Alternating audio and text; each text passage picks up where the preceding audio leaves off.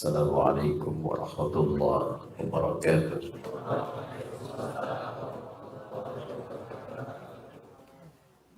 Alhamdulillah, saudara-saudariku, kita diberikan kesempatan oleh Allah kembali menjalani kehidupan di hari ini. Semoga kita mendapat bimbingan dari Allah Subhanahu wa Ta'ala, sehingga insya Allah kehidupan di hari ini bisa lebih baik dibandingkan dari hari-hari yang telah kita lalui. Jika memang ada kekurangan di hari-hari yang lalu, kita mencoba untuk melengkapinya di hari ini. Bila ada sholat yang sempat tertinggal, kita coba lengkapi. Jika ada yang kurang berjamaah, kita coba maksimalkan. Jika ada ayat Al-Quran yang belum ditilawahi, kita coba membuat target dan dieksekusi. Jadikan hari-hari kita untuk mengisi hari-hari yang lebih diridhoi oleh Allah Subhanahu wa Ta'ala, supaya saat di waktu kita kembali kapanpun itu berada dalam keadaan seperti yang dibacakan oleh imam tadi, husnul khatimah, dengan panggilan yang menenangkan. Quran surah ke-89 ayat 27 sampai 30 itu. Ya ayyatuhan nafsul mutmainnah, irji'i ila rabbiki radiyatan maradiyah, fadkhuli fi ibadi wadkhuli jannati. Duhai jiwa-jiwa yang tengah dalam keadaan tenang, cepat pulang kepada Rabbmu. Aku ridha dengan semua amalmu, dan engkau pun akan ridha dengan pemberianku.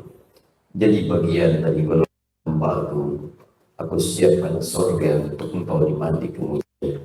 Semoga kita termasuk dalam kalangan yang disebutkan oleh Allah Subhanahu wa Ta'ala. Pagi ini kita akan teruskan sesi kajian kita dengan kembali kepada sesi tanya jawab persoalan-persoalan fikih. Sesi ini khusus dihadirkan untuk menjembatani dialog yang kadang-kadang tidak tersambungkan dalam sesi-sesi ta'lim yang kami sampaikan saat safari dakwah di Bandung ini. Kita ada beberapa sesi, dan puncaknya pada hari ini kita kumpulkan pertanyaan-pertanyaan yang coba kita dialogkan, dan semoga Allah memberikan petunjuk untuk bisa membahas apa yang akan kita uraikan sehingga bisa dipahami dan diamalkan kehidupan kita insyaallah. Bismillahirrahmanirrahim. Coba kita pelan-pelan. Saya coba urutkan dulu ya. Ini sudah pada masuk kotak nih. Insyaallah. Saya harus berikan haknya ini karena saya tadi lihat ada juga yang masuk. Ada yang mau masuk kotak juga. Coba yang baru-baru simpan situ ya, supaya nanti bisa disesuaikan. Bismillah. Assalamualaikum warahmatullahi wabarakatuh. Assalamualaikum warahmatullahi wabarakatuh. Pak Ustadz, saya seorang ibu rumah tangga dan mempunyai anak dan suami. Ya sudah pasti disebut ibu karena ada anak ya. Kalau berumah tangga pasti ada suami. Demikian sebaliknya. Baik, suami saya bekerja dengan cara tidak halal dan jauh dari agama. Tadi saya terangkan tadi malam, itu sudah otomatis. Halal itu lawannya haram. Halal itu saleh, haram itu salah. Orang kalau banyak mengerjakan yang halal, banyak solehnya, salahnya akan turun. Maka yang saleh ini, jika kemudian diolah dan masuk ke dalam tubuh kita, suami bawa harta yang halal, dibawa ke rumah, dimasak oleh istri, jadi makanan, dibelikan pakaian, dipakai di tubuh, jadi energi, muncul keberkahan di situ. Karena itu halal itu lekat dengan keberkahan. Di antara nama lain berkah itu thayyib, jamaknya thayyibat. Karena itu ketika seorang suami diminta mencari nafkah, diminta mencari dengan cara yang halal. Kalimat halal pertama dalam Al-Quran disandingkan dengan kata thayyib.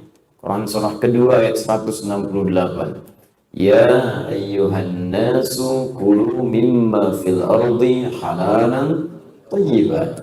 Hei semua manusia, tanpa kecuali. Disebutkan manusia dengan kata nas, mencakup konteks komunalnya, kehidupan sosialnya. 241 kali disebutkan dalam Al-Quran. Bahkan dimulai dengan kata ayyuha, 150 kali disebutkan dalam Al-Quran. Ayyunya munada, hanya tanbih. Ayyunya berfungsi taukid di situ. Taukid itu penguat, tanbih itu pengingat.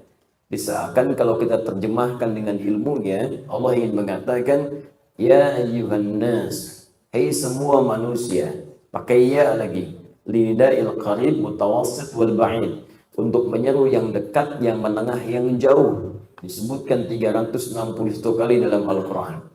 Hei semua manusia tanpa kecuali, dekat, menengah, ataupun jauh. Aku tegaskan, aku ingatkan, kata Allah, silahkan kau menyebar di bumi untuk mencari makan, cari kebutuhan, silahkan kerja. Saya sering katakan dan menggunakan rumus di balaghah, dzikrul ba'di yuradu bihil kullu. Disebutkan sebagian yang dimaksud keseluruhan. Di bahasa Indonesia diserap menjadi rumus sinekdok pas pro toto. Hukum sebaliknya disebut sinekdok totem pro parte. Disebutkan keseluruhan yang dimaksud sebagian. Silahkan cari makan. Anda kan kalau ditanya, papa mau kemana? Mencari sesuap nasi. Padahal kan yang dihasilkan tidak sesuap. Sepiring, sebakul, kan? Tambah yang lain. Ya, silahkan Anda bekerja untuk bisa makan. Silahkan kerja untuk bisa berpakaian. Cuman kata Allah, menyebarlah di tempat yang bisa engkau jangkau. Pakai min ditab'id, mimma fil ardi, dari min dan ma disatukan menjadi mimma. Minnya tab'id, tidak harus keliling bumi semua, capek Anda. Ya, sebagian tempat yang bisa dijangkau di bumi, silahkan Anda jangkau itu. Ya, kalau nggak dapat di Kota Baru Parahyangan, pergi ke Bandung sana. Nggak dapat di Bandung, nyebar lagi mungkin di kabupaten. Nggak dapat mungkin di Sukabumi, Ubudunnya. Ya, nggak dapat di Sukabumi, mungkin di Cianjur. Nggak dapat di situ, mungkin ada di Sumatera, mungkin ada di Kalimantan, mungkin di Papua, mungkin nyebrang ke Malaysia. Silahkan.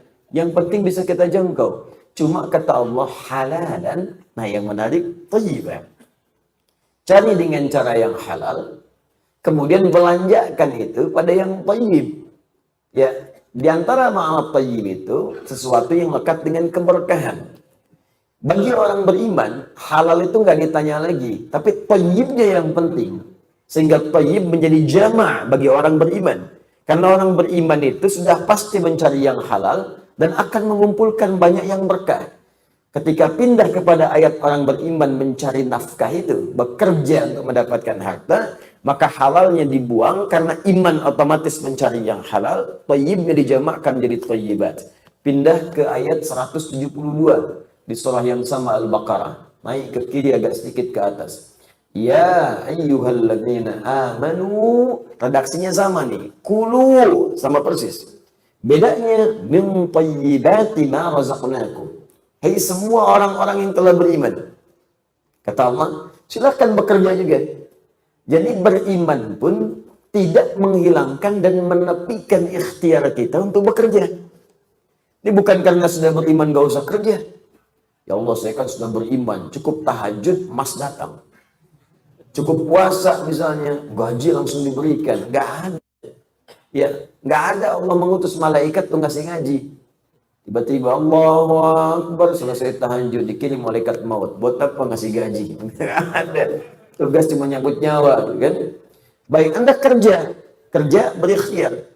Dari situ min thayyibat. Perhatikan, halalnya tidak disebutkan, thayyibnya dijamakkan.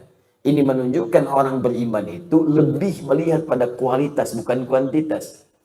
Ini bagi orang beriman itu nggak akan berpikir, nggak harus loba mengumpulkan harta, banyak pengen, bukan keinginan tapi kebutuhan. Apa yang dibutuhkan itu yang didapatkan, berkah yang dicari. Kalau sudah berkah, maka hidup itu jadi nikmat. Apa itu berkah? Ziyadatul khair. Ziyadatul khair. Semakin tinggi iman, maka akan semakin meningkat takwa. Karena itu iman seringkali disandingkan dengan takwa. Imma takwanya di depan atau di akhir. Contoh yang takwanya di depan. Al-Baqarah ayat 2 sampai dengan 3 dan seterusnya. Dzalikal kitabu la raiba fihi hudal lil muttaqin. Siapa orang muttaqin ini? Teruskan ayat 3-nya. Alladzina yu'minuna bil ghaib. Takwa disandingkan dengan iman. Kadang-kadang iman duluan, kemudian takwa.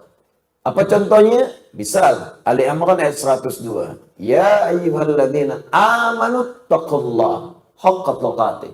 Ya ayyuhalladzina amanu, selalu kemudian iman, setelahnya takwa. Iman, setelahnya takwa. Sekarang perhatikan, ketika imannya naik, takwanya meningkat, maka Allah merubah bentuk thayyibat menjadi barakah. Buka Quran surah ke-7 ayat 96. Walau anna ahlal qura amanu wattaqau lafatahna alaihim barakatim minas samai wal ard. Bukan thayyibat lagi, tapi barakah. Langsung nilai kebaikannya. Kata Allah, kalau hamba-Ku mampu meningkatkan iman dan naik levelnya kepada takwa, takwanya makin meningkat, maka Aku buka pintu keberkahan. Langsung, ini gak capek lagi. Gak pergi lelah, capek, peras keringat. Tidak. Dibuka pintu langit dan bumi untuk memberikan keberkahan kepadanya. Kalau berkah sudah dibuka, sudah. Semua baik muncul. Baik semua muncul. Di rumah tangga baik. Sehingga cenderung tidak banyak masalah. Nafsu tertekan. Sehingga kebutuhan yang dibutuhkan bukan keinginan yang ingin diraih. Kalau sudah seperti itu, hidup nikmat. Karena nggak ada tuntutan berlebihan untuk bisa mencukupkan kehidupan dunia dengan cara yang tidak wajar.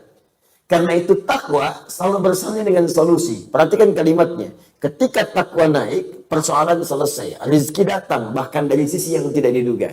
Quran surah ke-65 ayat 2 sampai 3. Wa may yattaqillaha yaj'al lahu makhraja wa yarzuqhu min haitsu la yahtasib. Ya, siapa yang mampu meningkatkan takwa kepada Allah, maka Allah akan mudahkan setiap persoalan yang dia alami, diberikan jalan keluar, solusi. Bukan gak punya masalah. Tapi masalah itu saat akan dihadapi, diringankan oleh Allah. Rumah tangga itu persoalan ada. Tapi bagi orang-orang yang takwanya tinggi, kadang-kadang masalah berat pun selesai dengan senyuman. Karena sebelum dialami, Allah ringankan itu.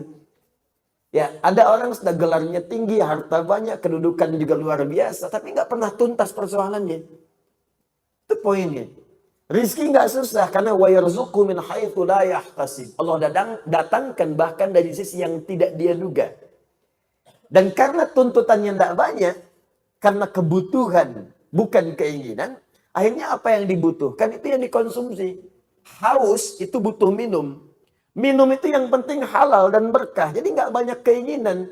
Ada air bening, alhamdulillah. Ada teh manis, alhamdulillah. Teh pahit, tidak masalah.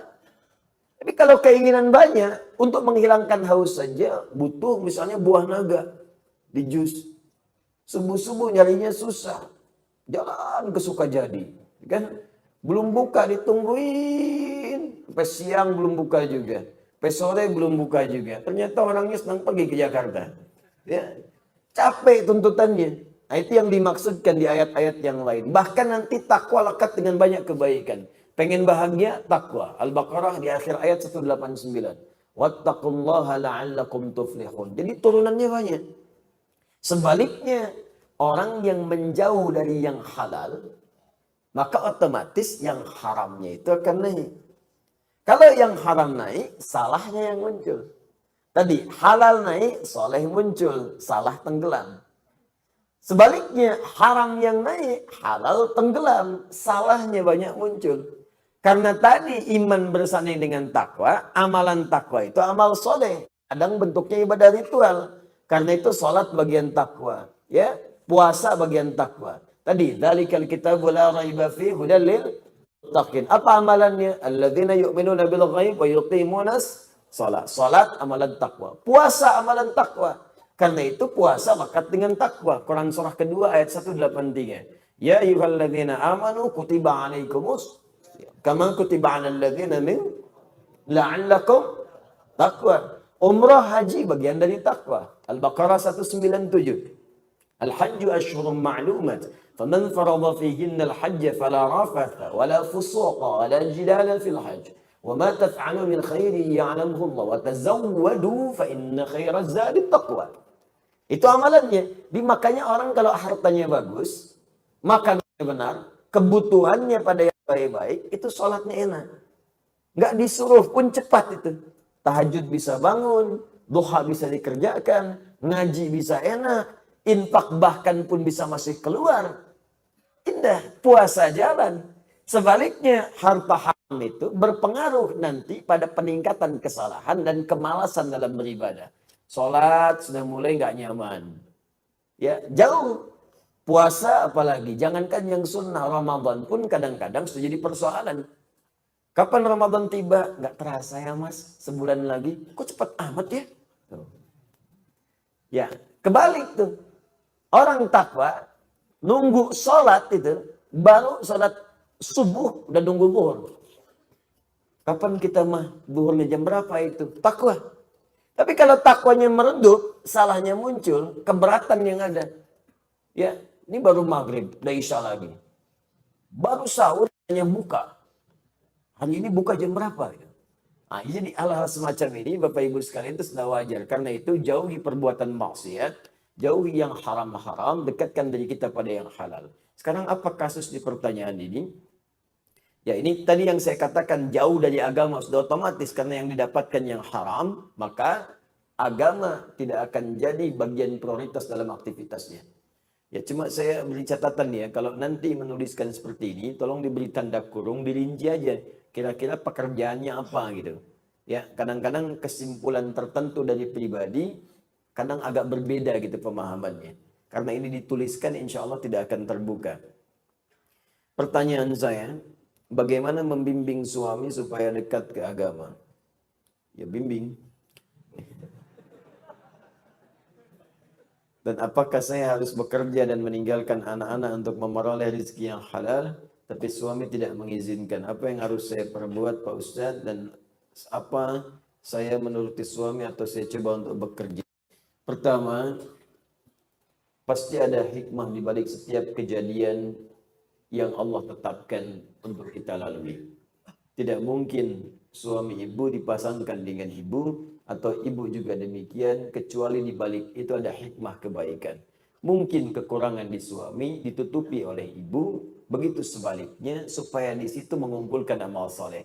Orang cari amal soleh keluar, ibu diberikan di dalam. Ya, maka dengan itu jangan putus asa, karena Asia pun sampai akhir hidupnya tidak pernah putus asa untuk mendakwahi Firaun. Firaun itu sekejam apa? Kejamnya luar biasa, hobi bunuh orang, ngancam orang, nyiksa orang. Bahkan Nabi Musa pun ketika akan berdakwah kepada Firaun harus berdoa dulu kepada Allah untuk minta dilembutkan hatinya supaya tidak kalah dengan ancaman-ancaman. Karena Nabi dan Rasul itu doanya itu kan mustajab seketika. Kalau sedikit tersinggung aja, ya Allah ini Firaun bosan sekali, saya wafatkan sekarang, wafat. Ya. Cuman gak ada hikmah buat kita untuk dipelajari.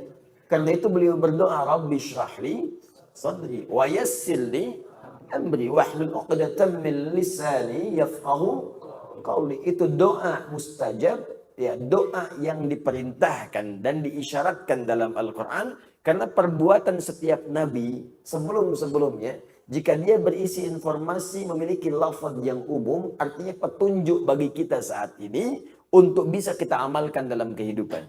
Karena itu seringkali diakhiri dengan redaksi-redaksi contoh bagi orang-orang di masa depan. Yang dikumpulkan kemudian pada Nabi Muhammad SAW dilengkapi dan diajarkan kepada kita. Karena itu ketika Allah mengisahkan kisah Nabi Ayub, ujungnya ditutup wa dzikra lil abidin. Jika ada hamba-hamba yang soleh, sama sakit seperti Ayub, amalkan amalan Ayub, maka aku akan sembuhkan ia seperti aku menyembuhkan Ayub alaihissalam. Itu di Quran surah ke-21 ayat 83 sampai 84. Jika Anda berbisnis misalnya, ya, bekerja, disakiti orang, dijahili orang, sampai ingin ada yang menyingkirkan, menyungkurkan Anda, amalkan amalan Nabi Yunus alaihissalam. Jika ada yang mengatakan seperti itu, kata Allah, maka saya akan selamatkan dia. Wa kadzalika nunjil mu'minin. Jika ada orang beriman mengamalkan amalan zikir seperti Yunus alaihissalam, aku akan berikan keselamatan dan kesuksesan yang sama seperti aku berikan kepada Yunus. Karena itu yang pertama, Apa yang harus ibu kerjakan, jangan putus asa. Mungkin di situ ada bagian pahala terkumpul untuk mendapatkan surga yang ibu dambakan. Alhamdulillah. Pertama berdoa kepada Allah Subhanahu wa taala. Bangun malam. Tunaikan tahajud. Selepas tahajud, bersujud. Minta kepada Allah Subhanahu wa taala. Ya Allah, tidaklah engkau titipkan suami saya ini kepada saya kecuali ada hikmah kebaikan. Alhamdulillah engkau titipkan kepadaku bukan pada perempuan-perempuan lain. Ya Allah, lapangkan jiwaku supaya tidak menjadikan apapun yang terjadi padanya sebagai beban kepadaku, tapi bagian dari nilai-nilai ibadah kepadamu untuk mendapatkan bekal pahala sebelum pulang kepadamu. Ya Allah, lapangkan jiwaku sehingga ketika menerima kalimat-kalimat yang tidak berkenan, bisa lapang semua hati ini dan bisa diobati dengan kalimat-kalimat yang baik. Berdoa yang baik. Ini bagian yang pertama. Boleh Anda bacakan Rabbi syrahli sadri wa yassirli amri wahlul 'uqdatan min lisani yafqahu qawli. Ya Allah, dengan rahmat-Mu yang menyayangi setiap hamba-Mu, dengan petunjuk-Mu yang Kau janjikan memberikan kebahagiaan setiap hamba-Mu, maka aku memohon kepadamu ya Allah yang tidak pernah menyalahi janjinya. Ya Allah, mohon berikan petunjuk kepada suami saya. Ya Allah, mohon lembutkan suami saya. Ya Allah, Engkau yang dengan rahmat-Mu melebihi murka-Mu. Engkau yang menginginkan hamba-Mu mendapatkan surga-Mu. Kami mohon ya Allah, jangan biarkan keluarga kami terjerembab pada hal-hal yang Engkau haramkan. Minta kepada Allah, doa dulu. Doa. Malam minta. Ya, setelah itu apa yang terjadi? Kemudian duduk pelan-pelan. Sampaikan dengan cara-cara yang baik. Ya, tegaskan kepadanya pelan-pelan. Bah, apa yang dihasilkan seperti ini, toh pada akhirnya semua kita akan kembali kepada Allah Subhanahu wa taala. Ada saatnya kita akan pulang. Apa bekal yang kira-kira kita akan bawa? Nah, biasanya kalau haramnya terlampau banyak, itu antipati pertama kali, awal-awal. Tapi nggak apa-apa. Udahlah, ya jangan jadi ustazah. Biasanya awal-awal demikian, tapi nggak apa-apa, pelan-pelan, ya.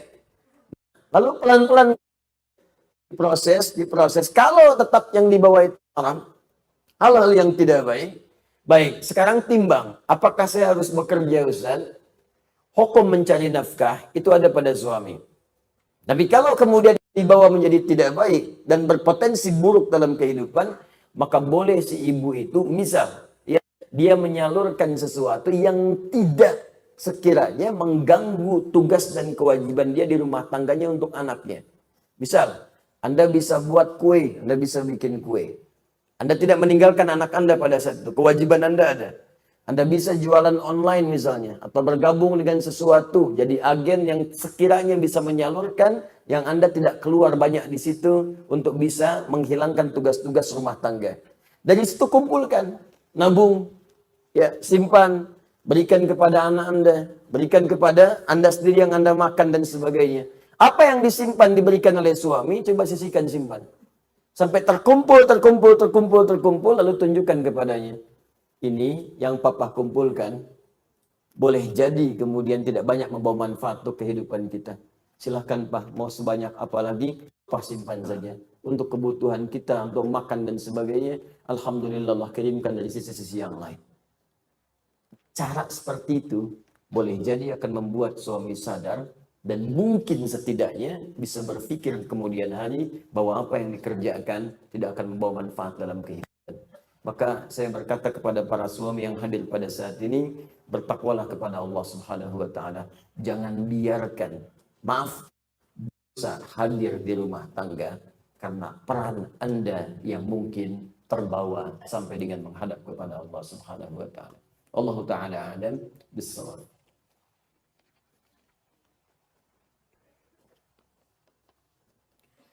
Assalamualaikum Ustaz. Assalamualaikum. Ada yang mengatakan bahwa Nabi Ummi bukan merupakan Nabi yang tidak bisa baca dan tulis, namun merupakan pengertian dari Nabi yang bukan berasal dari Bani Israel yang tidak diberi kitab. Apakah betul seperti itu Ustaz? Atau apakah Ummi betul memiliki arti tidak bisa baca dan tulis atau tulisan? Jazakallahu khair. Semoga Allah muliakan Anda dan muliakan keluarga Anda. Pertanyaan seperti ini sudah banyak lama, ya. Ini warisan dari hal-hal syubhat-syubhat keraguan yang diresapkan oleh para orientalis di masa lalu. Ya. Pertanyaan ini, teman-teman sekalian, tidak pernah hadir bahkan dari musuh-musuh Islam sekalipun yang membenci Nabi SAW di awal masa kenabian. Dan mereka sepakat Muhammad SAW itu ummi. Muhammad gak bisa baca SAW. Muhammad gak bisa tulis. Ya, dan pengertian ummi di kalangan orang Arab pada saat itu, apalagi di konteks tempat Nabi tinggal, sepakat semua orang gak bisa baca, gak bisa tulis. Apa hikmahnya? Bukan berarti bodoh. Tidak, ummi itu bukan berarti bodoh. Ya, boleh jadi orang nggak bisa baca dan tulis diberikan kelebihan-kelebihan tertentu untuk hikmah tertentu. Ya, apa hikmah yang paling utama? Nabi Muhammad SAW dijadikan ummi oleh Allah Subhanahu wa taala, tak punya kemampuan membaca, tak punya kemampuan menulis. Di antara hikmah terbesarnya adalah supaya tidak ada tuduhan ketika Al-Qur'an diturunkan adalah bagian dari rekayasa dan hasil kreasi Nabi Muhammad SAW. Karena Nabi itu pandai baca, Nabi pandai tulis, oh pantas Quran itu buatan Muhammad. Itu diantaranya. Makanya ketika wahyu turun pertama kali untuk membuktikan apakah yang dimaksud ummi itu bukan Nabi yang keturunan Bani Israel, ataukah ummi itu tak bisa baca dan tulis. Perhatikan bagaimana ketika ayat pertama diturunkan. Apa ayat pertama itu? Iqra bismi rabbikal ladzi khalaq. Ketika kalimat iqra turun, iqra. Apa jawaban Nabi? Sepakat semua riwayat. Saya ulang ya, sepakat semua riwayat. Mutawatir sifatnya. Jawaban Nabi pertama kali, ma ana biqari. Ma ana biqari. Saya betul-betul gak bisa baca. Perhatikan, dalam bahasa Arab ada ma qara'tu, ada ma ana biqari. Ada hukum di ilmu nahwu, kalau ma nafi bertemu dengan ba, maka hukumnya taukid. Atau laisa, ma laisa bertemu dengan ba setelahnya, hukumnya taukid untuk menguatkan. Paham? Tidak. Contoh. Di surat At-Tin, di ujung ayatnya, alaisallahu bi ahkamil hakimin. Allah bisa mengatakan begini, alaisallahu ahkamal hakimin. Kenapa kemudian masuk ba di situ? Di kaidah ilmu nahwu, kalau ada laisa setelahnya ba, itu hukumnya taukid, menguatkan, benar-benar. Jadi kalau ada yang meragukan, ya dipakaikan setelah laisa ba supaya dia yakin. Untuk meyakinkan orang ragu bahwa ini benar-benar loh. Kata Allah, saya serius, saya ini hakim yang paling adil. Apa engkau masih ragu juga? Sekarang Nabi ketika mengatakan, saya nggak bisa baca, pakai ba untuk menegaskan pada yang ragu. Yang menuduh Nabi, kamu bisa baca ya, kamu bisa nulis ya. Makanya polos kalimat yang mengatakan ketika Jibril turun, menyamar jadi lelaki, mengatakan, Iqra ya Muhammad, baca. Kalimat Iqra, sebelum disempurnakan, Iqra, ya kata malaikat Jibril, itu untuk memberikan kesan kepada kita semua. Nih, lihat nih, Muhammad bisa baca nggak? Bisa tulis nggak? Ummi atau bukan? Ya, maka apa jawab Nabi? Ma'ana biqari. Saya betul-betul nggak bisa baca. Maka Nabi pun meyakinkan kepada kita semua, pada orang sekitarannya. Saya betul-betul nggak bisa baca. Diulang oleh malaikat. Benar nggak nih? Iqra, sekali lagi. Jawabannya yang kedua sama. Ma'ana biqari. Masih konsisten. Ketiga, Iqra, jawaban sama. Ma'ana biqari. Masih konsisten. Kenapa sampai diulang 2 kali, sampai 3 kali? Untuk memastikan betul. Kalau jawaban sedikit berubah, tidak ada konsistensi di situ, berarti ada sesuatu yang harus dicurigai. Iqra, ma'ana biqari. Iqra, ya sedikit sih bisanya. Iqra, ya baiklah saya baca. Ada tidak konsisten di situ, inkonsistensi. Tapi ketika semua kalimatnya sama, ma'ana biqari, ma'ana biqari, ma'ana biqari, ini menunjukkan benar-benar Nabi tidak bisa baca. Nabi ummi sifatnya, tidak bisa membaca. Karena itu kemudian turunlah kalimat lengkap sempurna. Iqra bismi rabbikal ladzi khalaq. Muhammad baca. Ikuti bacaan ini yang akan saya bacakan bukan karena engkau nggak bisa baca. Bukan karena kau punya guru yang mengajarkan kau membaca. Bukan karena kau nggak pernah sekolah. Tapi bacakan itu, niatkan semua karena Allah yang menciptakan kamu saja begitu mudah. Apalagi membuat kamu bisa mengikuti bacaan. Niatkan karena Allah. Minta kepada Allah diberi kekuatan mengikuti bacaan. Membuat kamu saja, mencipta kamu begitu mudah. Mencipta manusia itu kan luar biasa. Kompleks unsur-unsurnya. Itu bagi Allah sangat mudah. Apalagi menjadikan kau bisa mengikuti bacaan, kata malaikat. Ya, Iqra bismi rabbikal ladzi khalaq. Khalaqal insana min Iqra wa rabbukal akram. Muhammad, bacakan Rabbu. Kenapa bacakan Rabbu? Guru itu mulia. Sekolah itu mulia. Mulia dalam bahasa Arab, karim. Hebat. Al-Ustadz karim. Ustadzah karimah. Guru mulia. Dosen mulia. Ustadz mulia. Kiai mulia. Allah lebih mulia. Jadi kalau yang mulia saja bisa mengajar, apalagi Allah yang lebih mulia, gampang menanamkan engkau pada dirimu untuk bisa mengikuti bacaan. Niatkan semua karena Allah. Ini ayat mengajarkan pada kita, kalau Anda sedang belajar, anak Anda sedang belajar, dalam mengikuti kesulitan tertentu dalam pelajaran, maka kembalikan kepada Allah, minta. Ya, minta. Makanya sebelum anak-anak belajar tuh ibunya berdoa, bapaknya berdoa. Ya, anaknya berdoa. Ibnu Abbas sebelum belajar dibelai oleh Nabi, diberikan doa. Allahumma faqihhu fid din wa 'allimhu ta'wil. Maka semua pelajaran yang dipelajari Ibnu Abbas jadi ringan untuk dipelajari. Saya berikan satu rahasia. Ini di antara kita saja.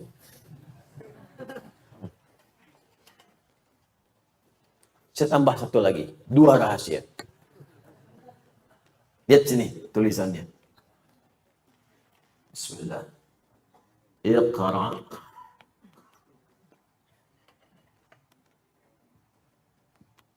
Bismi rabbikal ladzi khalaq. Jazakallahu khair. Bismi rabbik.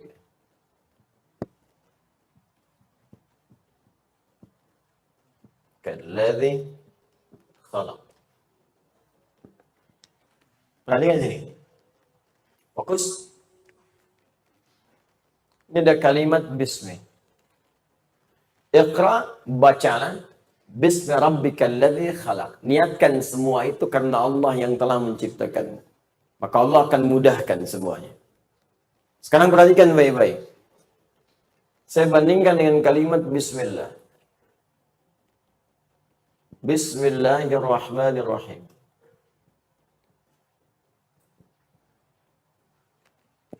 Fokus. Bismi rabbik kita, Rabb itu siapa? Allah kan?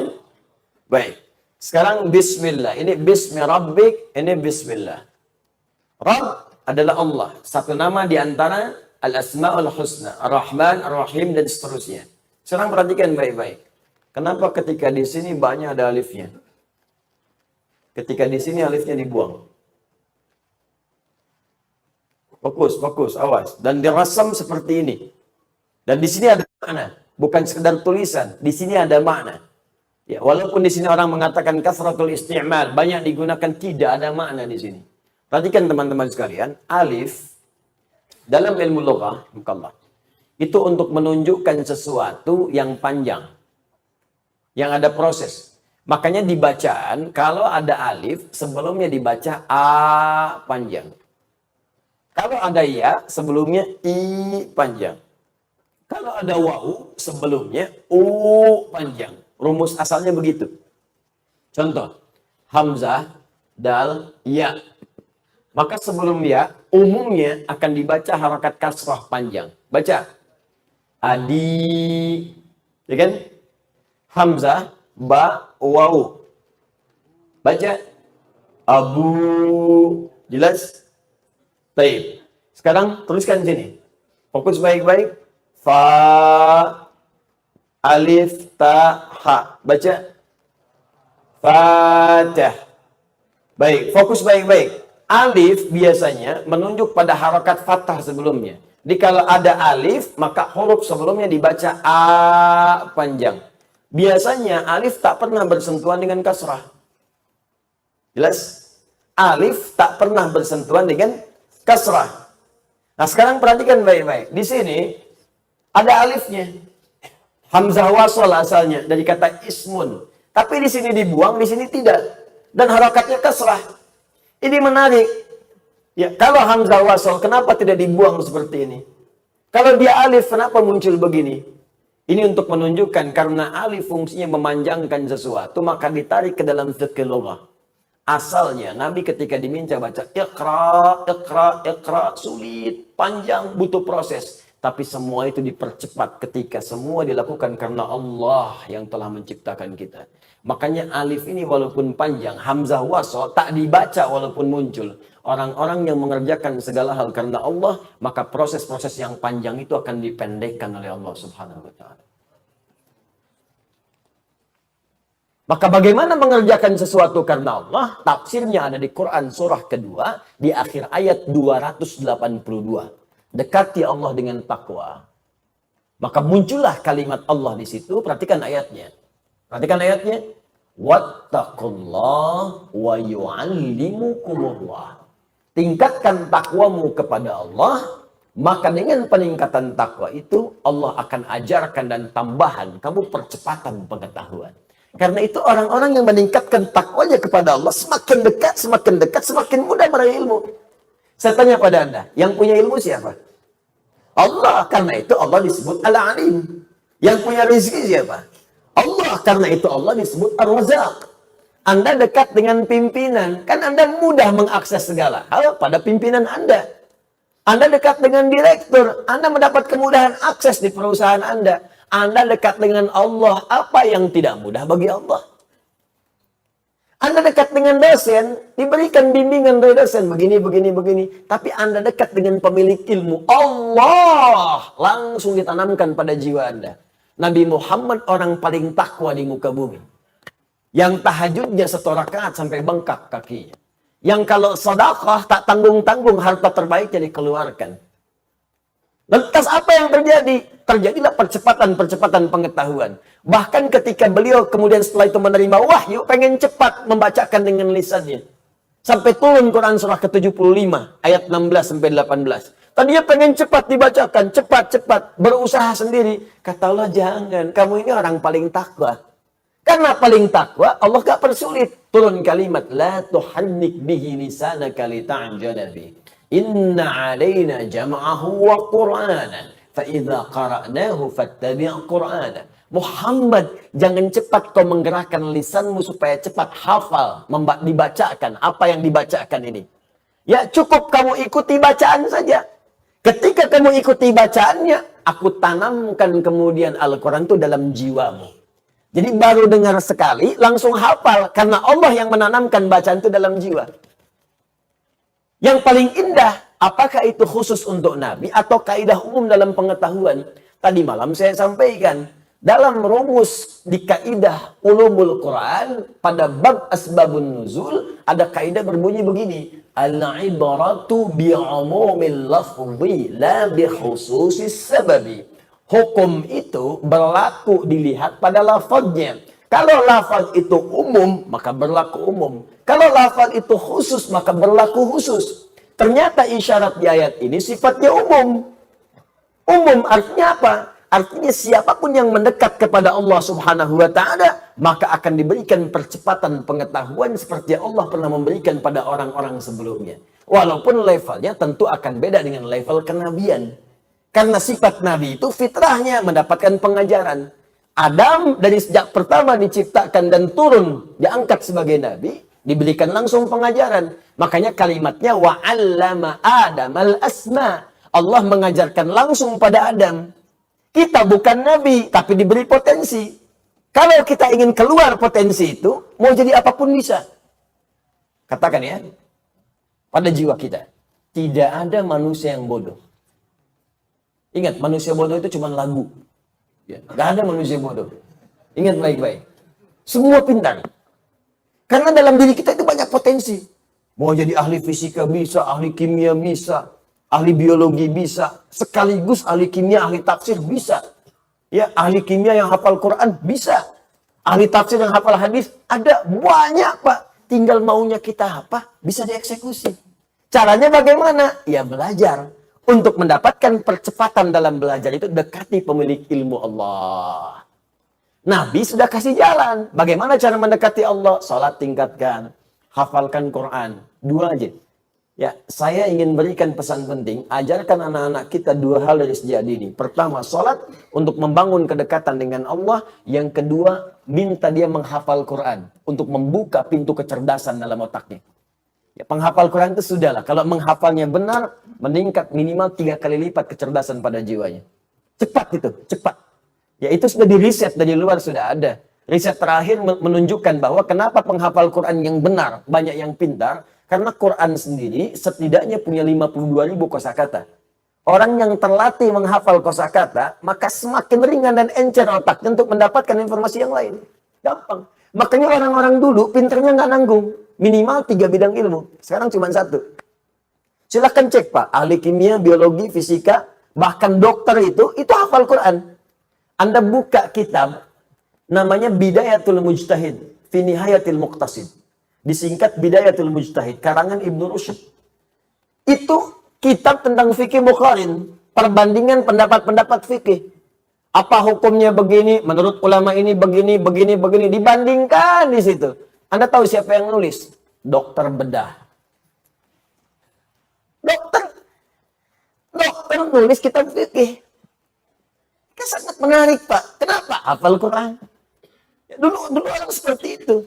Hafalin Quran, jadi ahli matematika, jadi ahli ini, ahli itu, dan sebagainya. Jadi banyak orang meriset ayat Al-Quran ketika dia menghafal bahkan.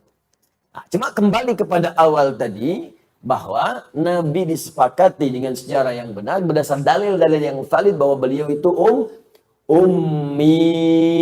Jadi kalau ada yang mengatakan ummi itu bukan itu, ummi itu sebetulnya bukan dari kalangan Bani Israel. Itu adalah racun pengantar untuk membuat kita ragu pada Al-Quran. Tidak akan selesai sampai di situ. Nanti ada kalimat setelahnya. Oh, ternyata Muhammad bisa nulis, Muhammad bisa baca. Maka muncullah kemudian itu Quran produk Muhammad. Karena produk butuh penyesuaian. Al-Quran produk sejarah. Karena produk sejarah mungkin berlaku pada hukum di masa lalu, tidak berlaku sekarang. Pernah dengar kalimat itu?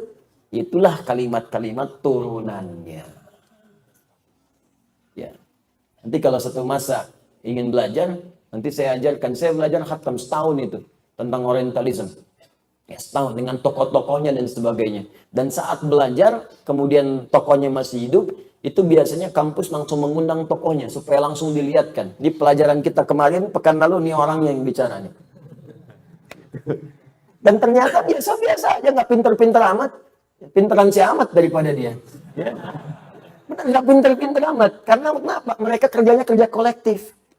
Kerja kolektif, kumpul barang-barang, ngeriset. Oh, ini di Quran ada gini, bagaimana cara membuat orang Islam ragu? Bikin barang-barang. Nah, kita kurang kerja kelompok itu masing-masing.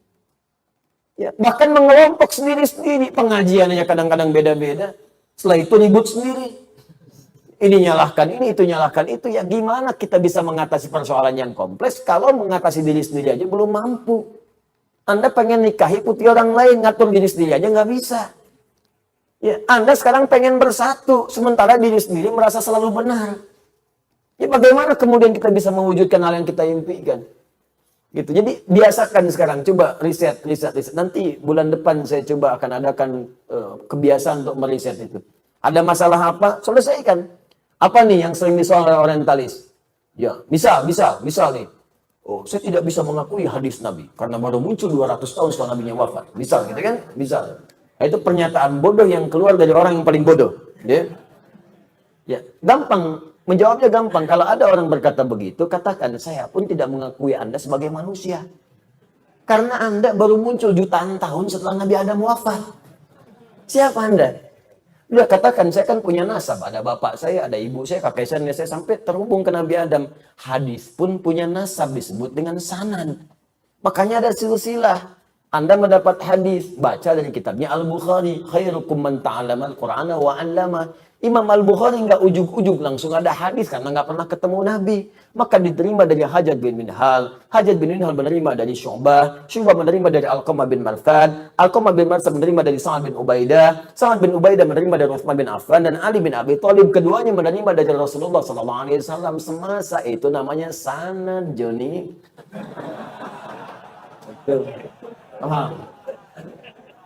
Nah itu udah banyak muncul sebelumnya. Nah itu dijawab oleh kita sampai tuntas. Sampai nanti nggak ada isu lagi itu di kemudian hari. Nah, sekarang kalau Anda baca yang sekarang-sekarang, itu pertanyaan klasik yang sudah selesai. Cuman orang sekarang nggak belajar jawaban-jawaban orang masa lalu. Sehingga kadang-kadang cepat kaget, gampang kagum. Kaget, kagum. Ini ikut-ikutan nggak sholat. Ikut-ikutan nggak puasa. Adannya salah di masjid kosong, tempat ibadah lain adan. Ya, jadi ada sesuatu yang keliru di sini karena nggak pernah dijawab persoalan itu. Baca dulu, luaskan bacaan, luaskan. Nah, itu diantara satu persoalan. Nanti banyak Pak, banyak sekali. Ada yang nyoal Quran, nyoal hadis, nyoal Nabi. Nyoal Nabi paling banyak. Ada yang nyoal istrinya Nabi, nyoal Sayyidah Aisyah. Itu dulu begini, itu dulu begitu. Itu udah banyak dari dulu. Jadi yang sekarang telat gitu. Ya. Allah Taala alam. Assalamualaikum Ustaz. Waalaikumsalam warahmatullahi wabarakatuh. Saya mau bertanya. Siap. Apa hukumnya jika suami saya sudah menalak saya lebih dari 3 kali? Allah. Setiap bertengkar jatuh talak. Rujuk lagi. Ribut lagi. Talak lagi. Rujuk. Talak lagi.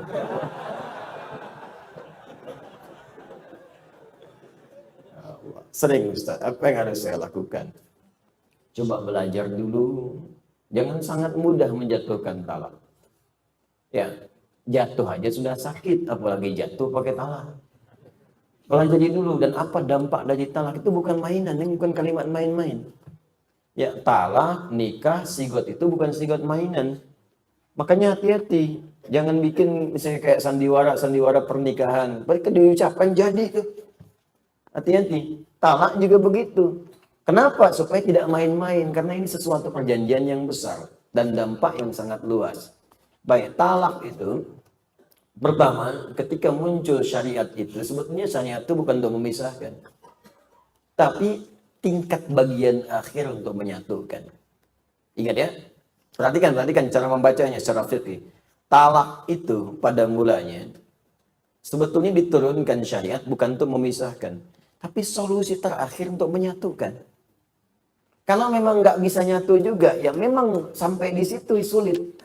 Hikmah rumah tangga nggak tercapai.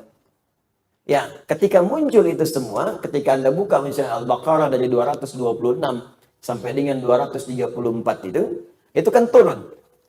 Ya, syariat-syariatnya turun. Bagian pertama disebut dengan raj'i. Tapi sebelum masuk raj'i, ada di situ tahapan-tahapan. Dibuka di Quran surah keempat. Dari ayat 34 sampai 35. Tahap komunikasi. Fa'idhuhunna. Tahap saling berpisah dulu tempat tidur. Supaya berpikir. Setelah itu kalau masih sulit diselesaikan berdua. Cari pihak ketiga. Baik itu hakim yang adil, ustadz, ataupun kerabat terdekat. Ayat 35-nya. Wa in khiftum shiqaqa bainihima fab'athu hakaman min ahlihi wa hakaman min ahliha in yurida islaha yuwaffiqillahu bainahuma. Kalau keduanya punya niat untuk memperbaiki, Allah akan bimbing. Cuma kalau satu berniat, satu tidak, itu yang susah. Makanya merenung dulu, berumah tangga itu buat apa? Rumah tangga itu bukan bikin rumah pakai tangga. Ya, rumah tangga itu merajut sesuatu yang sangat penting di kemudian hari. Ada kebersamaan, ada pengertian, ada toleransi. Sekarang pikirkan lagi. Ya, apa begitu mudah ketika Anda akan menikah itu? Sekarang gampang saja mengeluarkan kalimat itu. Kembali dulu, pikirkan dulu. Apa tujuan masing-masing, visinya bagaimana. Kalau belum ketemu, undang perwakilan keluarga. Undang orang soleh untuk memberikan pandangan. Kalau nggak ketemu juga di situ kemudian, Allah kasih pelajaran yang paling akhir.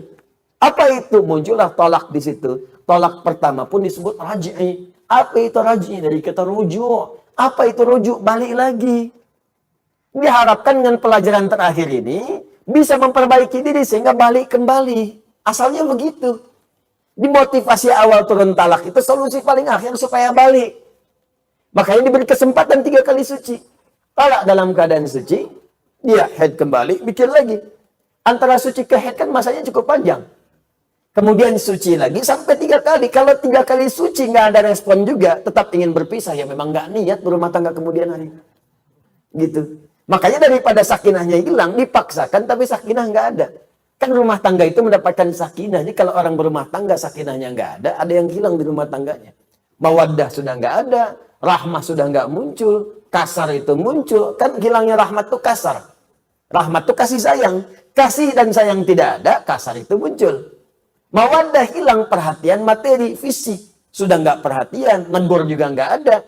Tinggal seatap tapi kayak musuh. Negor enggak. Ya, ngobrol juga enggak, cemberut iya. Apa yang didapatkan di situ? Ketenangan nggak muncul. Maka dari itu turun kemudian syariat. Coba pikirkan dulu, keluar dulu semua. 3 kali suci. Kalau nggak ada, ya sudah. Pilih kemudian pilihan masing-masing. Itu pun dengan cara yang ma'ruf. Kata Allah jangan sampai berpisah pun musuhan kemudian. Seakan-akan nggak kenal. Tetap bangun silaturahim dengan cara yang baik. Dan seterusnya. Nah karena itu tidak diperkenankan bagi seseorang asal mengucapkan kalimat tolak. Semarah-marahnya pun sekali kemudian tolak itu keluar. Walaupun keluarnya dengan kalimat saya talak kamu 3 kali. Saya talak kamu 1000 kali. Saya talak kamu setinggi puncak Everest. Bisa tetap saja keluar 1. Mikir dulu.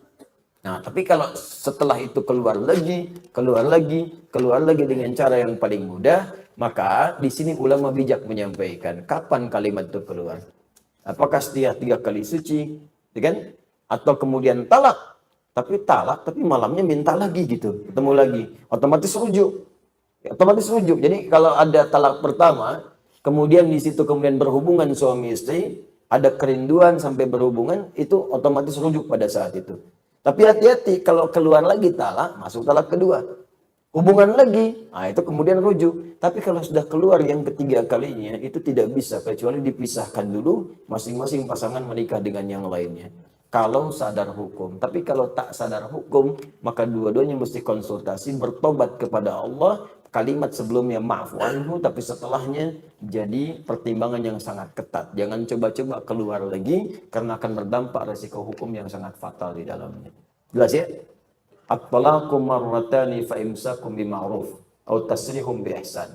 Talak yang diperkenankan rujuk itu cuma 2 kali. Setelah itu, imma Anda jaga rumah tangga dengan baik, atau hati-hati kalau keluar lagi, maka hukumnya dipisahkan nanti dan tidak bisa menyatu sebelum satu pasangan kedua-duanya menikah dulu dengan yang lain. Gak bisa langsung nyambung lagi. Yang si perempuan mesti nikah dengan laki-laki lain, laki-laki nikah dengan perempuan lain. Kalau keduanya nanti berpisah dan gak bisa skenario, aku pengen balik lagi, aku juga, ya udah kamu nikah lu sama orang, aku nikah sama orang lagi, terus kita sama-sama cerai ya. Gak bisa. Ya, nggak bisa, itu bukan akal-akalan. Ya, Allah Ta'ala alam.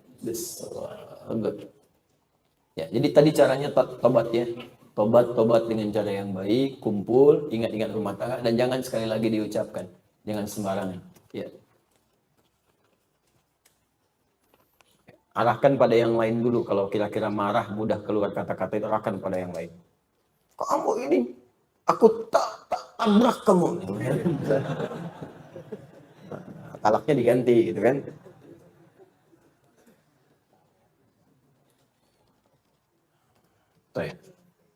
Assalamualaikum warahmatullahi wabarakatuh. Saya mau bertanya, saya pernah mendengar seorang berkata bahwa orang yang bekerja di pajak, kalau harta data wajib pajak, Allah tidak meridhoinya. Sama halnya seperti pajak konvensional. Apakah benar Ustaz? Saya sudah pernah jawab ini. Anda cari jawaban saya, Anda akan temukan di situ. Ya, ada aspek-aspek yang di situ dibenarkan oleh syariat, ada yang tidak dibenarkan oleh syariat.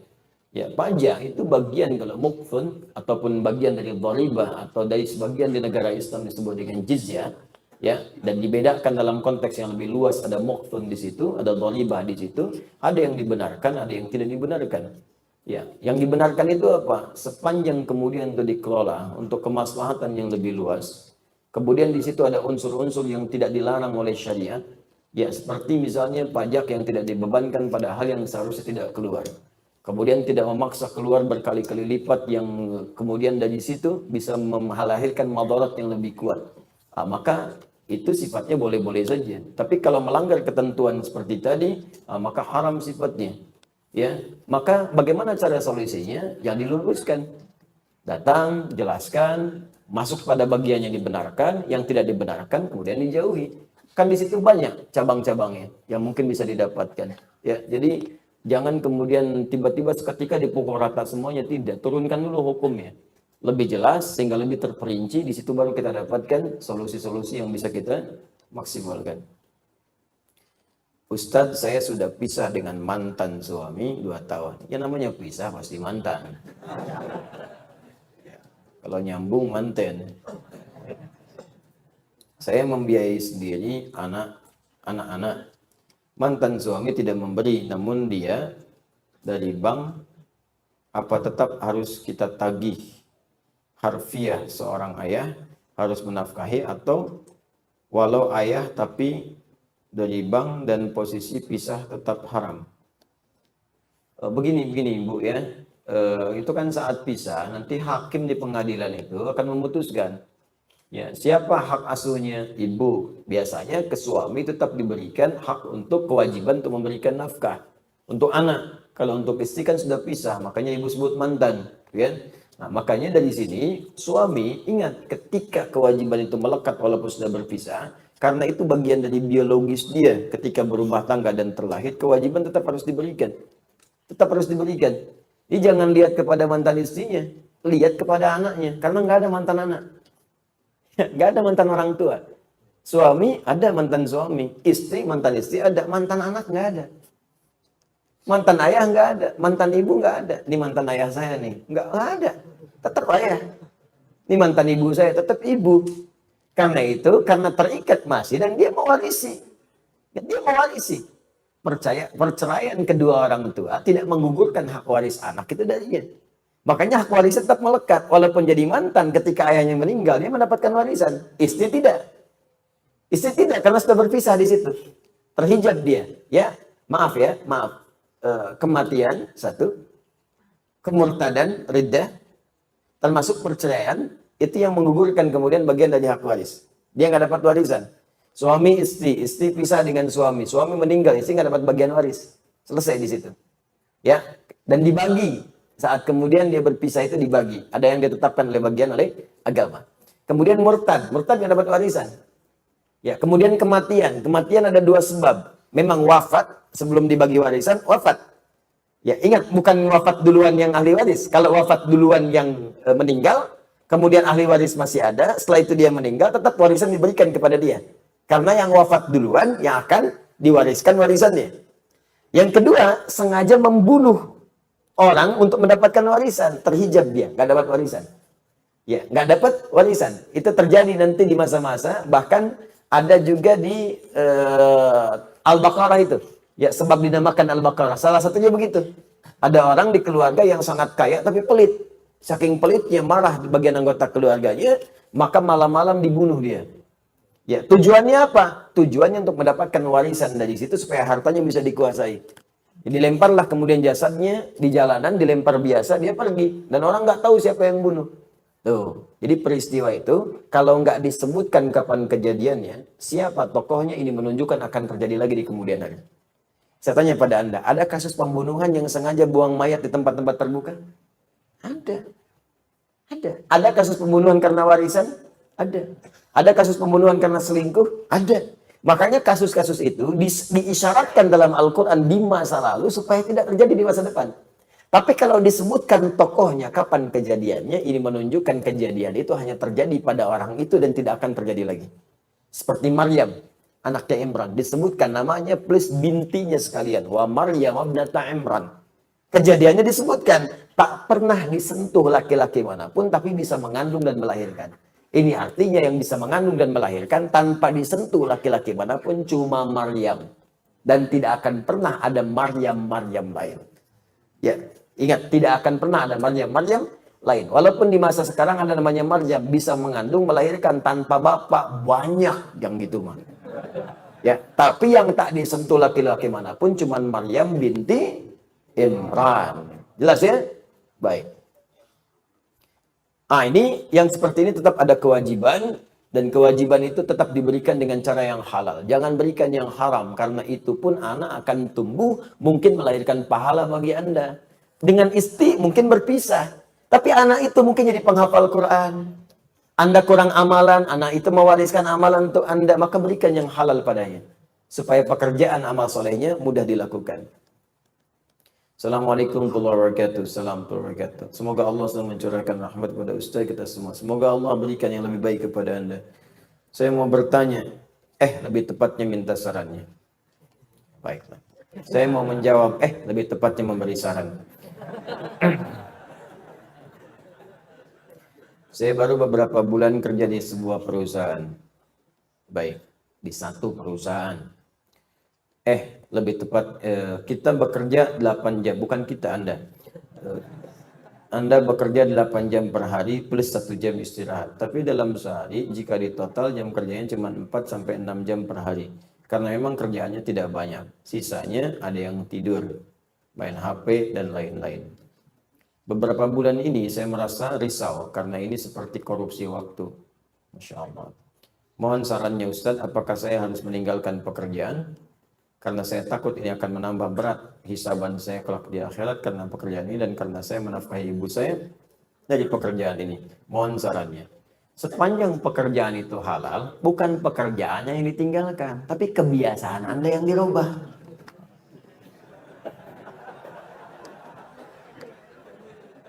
Nah, belum tentu mendapatkan pekerjaan yang seperti itu juga. Ya, kerja yang diwajibkan 8 jam, beban kerjanya baru 6 jam, 4-6 jam, sisanya pakai apa? Pakai untuk merumuskan, menyempurnakan pekerjaan itu lagi. Bikin ide-ide cemerlang yang bisa diusulkan pada perusahaan, buat ide-ide kreatif yang inovatif. Itu bahkan bisa mengangkat level Anda. Ketika Anda punya usulan, usulkan ke atas. Mungkin yang pertama belum diterima, kedua munculkan lagi, ketiga. Sehingga nanti supervisor melihat, nih idenya banyak nih.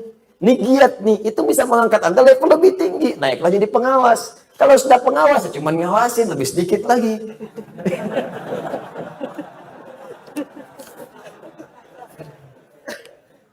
Bisa jadi pakai apa? Ya pakai untuk ibadah di situ. Baca Quran, setelah itu minta berdoa, ya Allah berkahi pekerjaan saya. Berikan rahmat kepada perusahaan saya. Ya Allah bimbing kami supaya bekerja jalan yang halal. Gunakan untuk ibadah sisanya. Imma Anda membuat ide-ide kreatif, atau Anda coba deteksi apa nih pekerjaan untuk besok. Siapkan lagi. Itu yang dimaksud ayat fa'idha faraghta fansab. Jika telah selesai yang sekarang, siapkan buat yang nanti. Saya membiasakan rumus Quran ini sejak belajar. Saya mau belajar ke Timur Tengah, bahkan saat lulus pesantren, ya sebelum ke Timur Tengah saya mampir dulu ke satu kampus di Fakultas Dirasat Islamiyah di UIN, Syarif Hidayatullah. Itu sebelum saya masuk, saya pengen dulu bahkan ke Madinah, ke Jamiah Islamiyah. Ya, sejak kelas di 2 SMA, setara itu, 2 Aliyah, di pesantren Darul Arqam, itu saya sudah ikut daurah pelajaran yang akan diajarkan di Madinah. Saya kumpulkan semua pelajaran-pelajaran itu. Mana buku-bukunya. Bahkan saya tanya siapa yang ngajar di sana. Saya kenalan dengan guru-gurunya. Ada Syekh Faiz, Syekh Sultan, ya Syekh Afifi dan sebagainya. Saya kenalan, saya pelajari sebelum berangkat. Ya, saya pelajari ketika akan mampir ke Ciputat, karena waktu sudah dikasih rekomendasi, itu sudah siap semua ikhtiar manusianya, insya Allah sudahlah selesai semua. Bahkan diberikan tanda tangan oleh orang yang kalau kata orang di Timur Tengah itu dilihat tanda tangannya nggak akan dilihat berkasnya, terima aja. Semua udah ngasih. Tapi perhatikan, ketika Allah berkehendak maka tidak ada yang bisa mencegah kehendaknya. Terjadilah bom Bali itu. Maka dihapus kuota beasiswa pada saat itu. Ya, harap-harap kemudian bisa ke Madinah, nyangkut di Madinah Ciputat. Masuk ke situ. Tapi pun manhaj nggak keluar. Nggak berubah manhaj saya. Sebelum berangkat ke sana, saya kumpulkan buku-bukunya. Apa yang dipelajari di kampus itu? Saya senang saya pilih kampus itu karena belum bisa keluar, karena tertutup semua kuota di luar itu. Saya pilih itu karena di situ yang ngajar ulama di MUI. Ngajarnya pakai bahasa Arab juga. Ada yang dari Mesir, dari India, dari mana-mana. Itu ngajar pakai bahasa Arab. Dan kalau MUI ngajar yang dibahas fatwa-fatwa yang sedang dibahas. Ya, fikihnya macam-macamnya.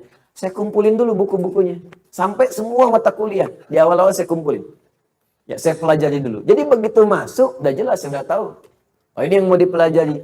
Kalau sudah tahu apa yang dipelajari, sampai poin-poin ujian pun soal-soal saya kerjakan sebelum masuk. Saya udah paham, oh ini gurunya ini, kebiasaannya ini senang begini, ini senang begini, ini senang jawaban begini. Jadi kalau ada guru yang senang jawaban pendek, gak usah panjang-panjang, panjang-panjang malah 0 nilainya. Senang pendek ya pendek, panjang ya panjang. Ya itu, kalau sudah seperti itu selesai. Apa yang saya kerjakan? Saya bisa isi waktu saya, pergi ke perpustakaan, bikin catatan, baca lagi, kembangkan lagi, nulis lagi. Kadang saya nulis sendiri, bikin soal sendiri, kerjain sendiri. Demikian. Akhirnya itu yang kita isi dan selesai. Manfaatnya terasa. Ya, begitu kemudian datang di pertengahan, datang undangan ke Libya, saya berangkat kemudian ke sana secara singkat, sama persis saya pelajari juga. Dan hemat waktu saya banyak. Akhirnya saya bisa ke perpustakaan, saya petakan di perpustakaan, bisa menulis, bisa macam-macam, kumpulkan. Dan ternyata Allah sangat indah memberikan takdirnya. Ya, harap-harap ke satu tempat, Allah tempatkan ke tempat lain dulu untuk belajar ke tempat-tempat lain yang lebih luas.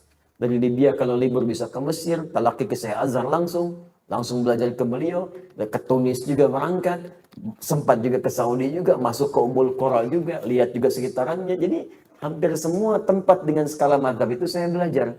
Akhirnya harap-harap dapat satu, diberikan lebih daripada itu. Balik lagi.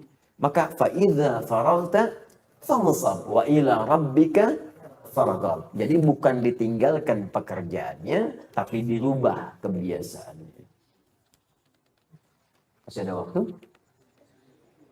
Kita sampai 6/4 ya. Setelah itu kita gunakan salat syuruk dan saya mohon izin akan langsung kembali. Assalamualaikum. Waalaikumsalam warahmatullahi wabarakatuh. Ustaz, maaf, saya maafkan. Saya dan istri ingin sekali pergi naik haji. Sama, kita semua ingin pergi naik haji. InsyaAllah dimudahkan oleh Allah Subhanahu wa Ta'ala. Saya sudah mendaftar haji tahun 2012. Alhamdulillah tahun 2020 ini saya dan istri mendapat panggilan untuk keberangkatan. Alhamdulillah, semoga Allah mudahkan.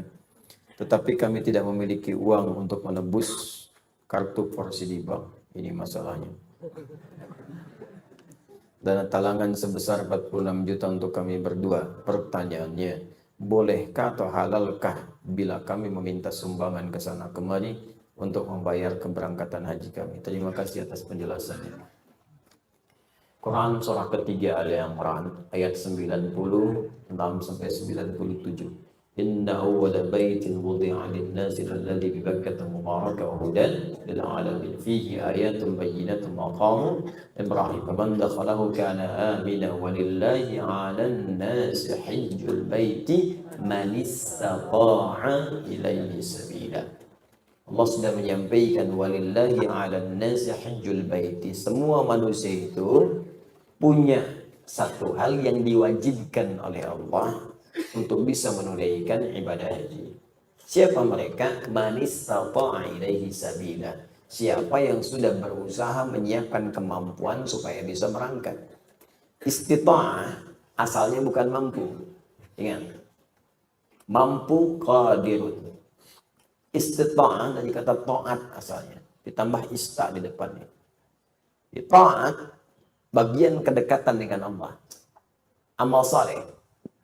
Istita'a berusaha untuk taat, asalnya begitu.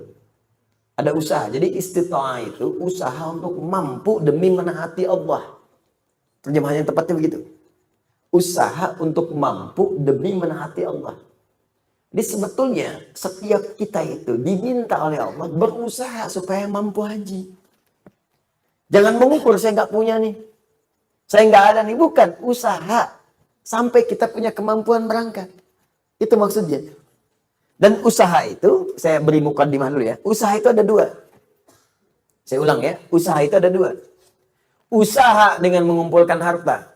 Saya sarankan sih kalau mau nabung pakai emas. Itu lebih mudah. Ini saya sarankan. Karena ayat-ayat di Quran ketika bicara harta itu kebanyakan bicara tentang emas dan perak.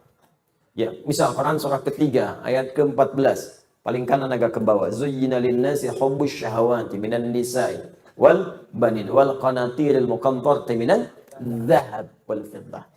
Ya, qanatir muqantarah itu ada harta yang punya nilai intrinsik berharga.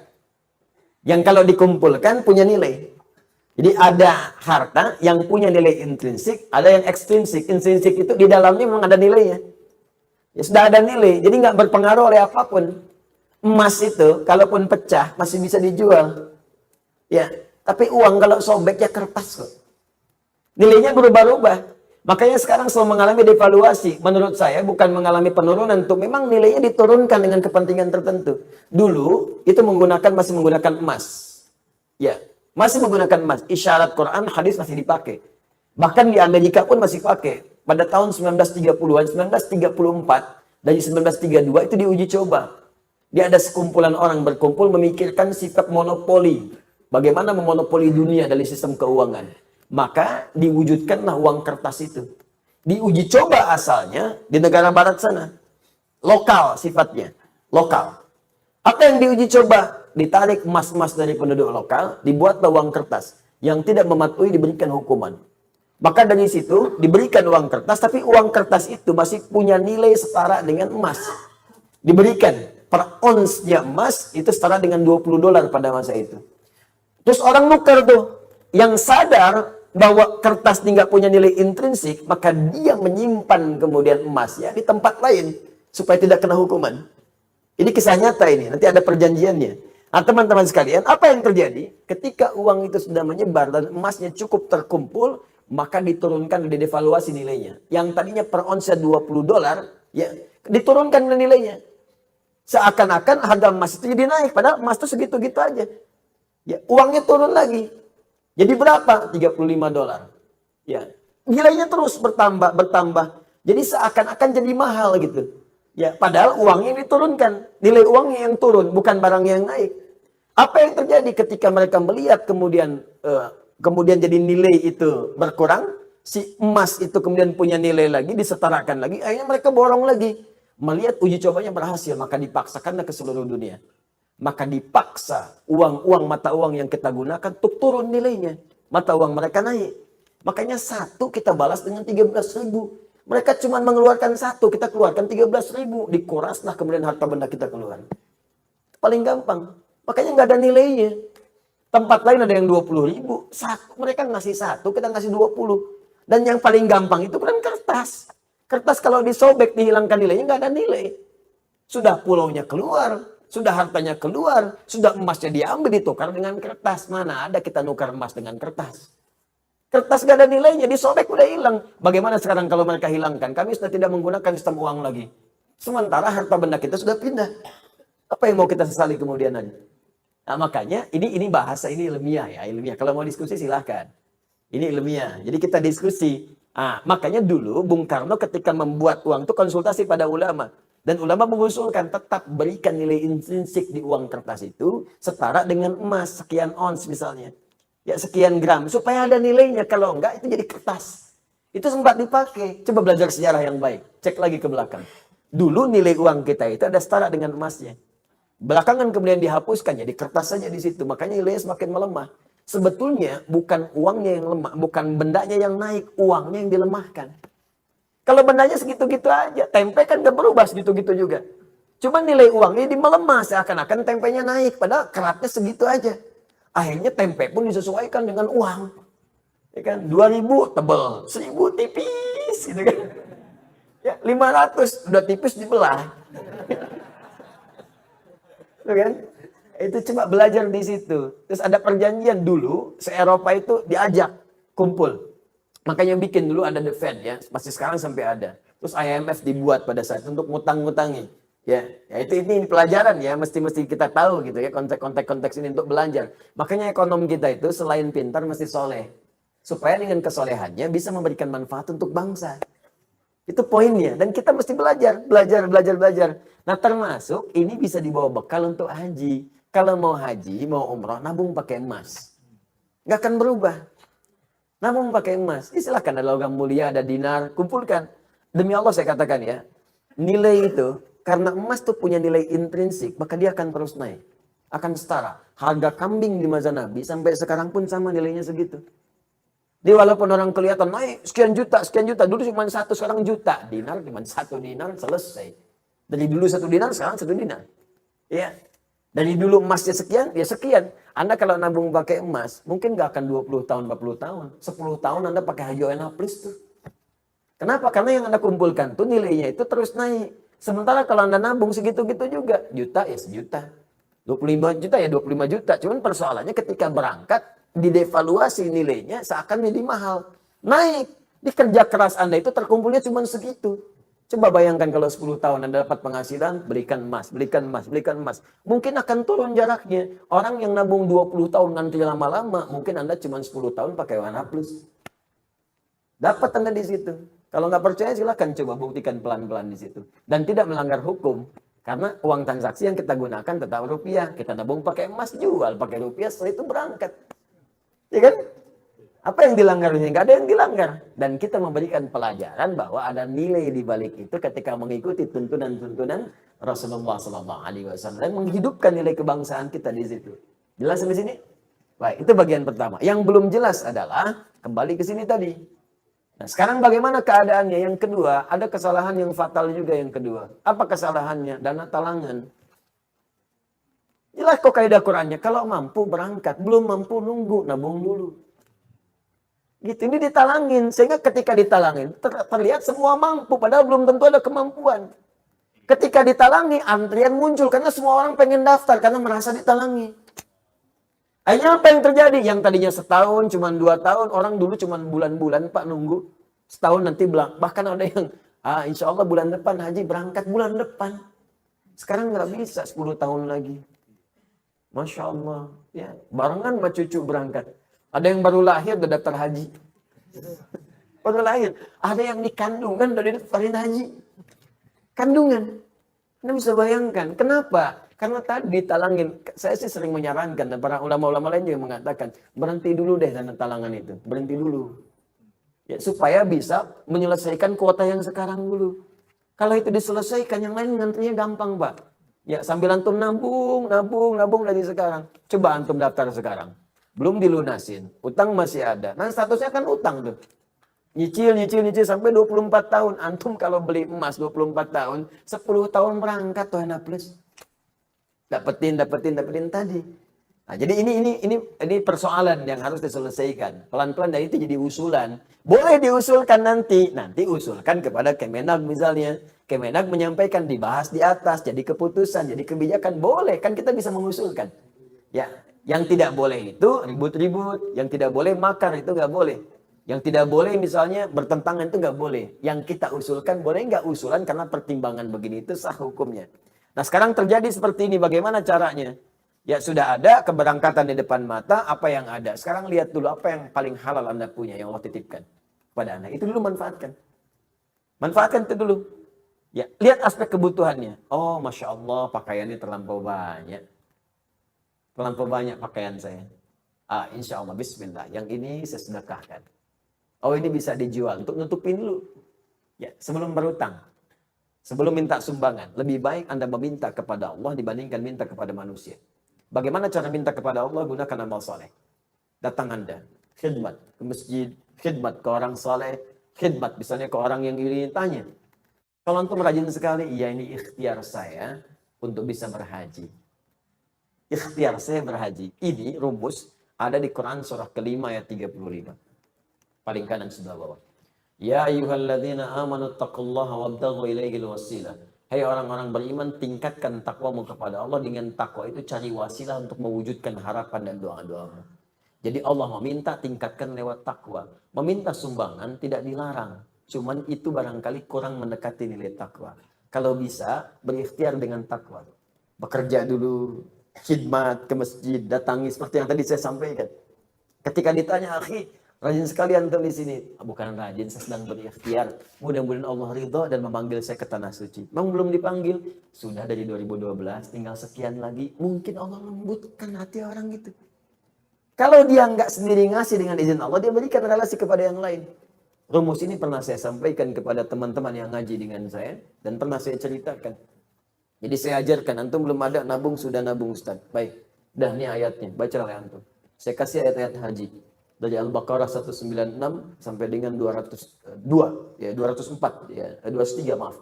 196 sampai 203. Dia bacain terus. Satu kali pulang pengajian, dia pulang ke musolanya, ini kisah nyata. Dia yang dibaca tuh ngimamin di situ, ngimamin baca ayat itu aja. Ayat itu, ayat itu, ayat itu. Nah, satu kali teman-teman sekalian, hilang dia pengajian tuh. Musim haji hilang. Bisa itu balik lagi. Datang pengajian, saya tanya, antum kemana aja kemarin? Afwan Ustaz, anak izin haji dulu katanya. Haji? Gimana kisahnya tuh?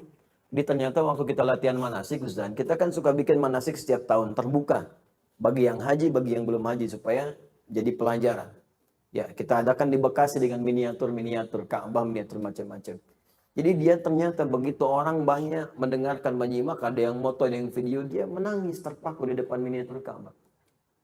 Apa yang dikatakan, ya Allah, saya merasa bahwa saya memang belum mampu. Tapi saya ini merasa seakan di dekat Ka'bah, ya Allah. Berikan kesempatan untuk berangkat sebelum saya wafat. Nangis dia minta. Sedangkan orang yang berdoa saat taklim yang benar itu kan diaminkan malaikat. Apa yang terjadi setelah itu? Dia balik, dia ikhtiar. Setiap dia ke musola dia bacakan ayat haji, bacakan. Sampai tiba-tiba datang orang mendengar penasaran. Pak, Bapak imam di sini ya? Iya. Di musola ini? Iya. Kenapa Bapak sering bacakan ayat tadi? Iya, saya sedang ikhtiar. Memohon kepada Allah mudah-mudahan bisa haji. Bapak belum haji? Iya, ya sudah Pak. Berangkat tahun ini ya. Oenapolis. Ternyata dia juga seorang yang punya kewenangan untuk memberikan bantuan-bantuan ataupun kuota-kuota untuk itu Oenapolis. Ya, dikasih Oenapolis berangkat ya. Masya Allah. Jadi Allah tuh mudah melembutkan hati orang-orang beriman untuk memberikan cara dari sisi yang tidak diduga. Jadi ini masih ada waktu ikhtiar dengan cara yang tadi. Kalau tidak memungkinkan Anda bisa meminjam misalnya lebih baik. Dengan punya kemampuan untuk bisa mengembalikan. Ya berusaha berikhtiar. Minta kepada kawan misalnya bantuan. Mungkin saya bisa cicil, mungkin demikian. Dengan sisa yang bisa Anda dapatkan. Kalau semua tidak mungkin dilakukan boleh jadi Allah menyimpan hikmah di situ. Untuk hal yang lebih baik. Yang bisa Anda dapatkan di kemudian. Allah Ta'ala alam bisawab. Ingat, Anda cari haji buat apa? Mabrur kan? Mabrur kan? Jalan birrun itu banyak. Termasuk berinfak pada yang paling dicintai. Itulah yang dimaksud Quran surah ketiga ayat 92. Lan tanalul birra hatta tunfiqu mimma tuhibbun. Ada orang yang sudah mau haji, punya berangkat, punya bekal yang siap, dia keluar dari rumah. Tiba-tiba dia mendengar, maaf, berita tetangganya datang minta bantuan sakit, biayanya persis sama seperti yang dia butuhkan. Persis sama seperti yang dia kumpulkan untuk haji itu. Tanpa basa-basi dia berikan semuanya kembali ke rumah tanpa berucap sedikit pun kepada orang-orang di rumahnya. Tentang peristiwa itu. Dia nggak haji pada saat itu, dia infakkan pada sesuatu yang sangat orang lain butuhkan. Maka apa yang terjadi setelah itu? Turunlah riwayat mengatakan hajinya, perhatikan kalimatnya, dia mabrur. Dia mabrur walaupun belum berangkat untuk berhaji.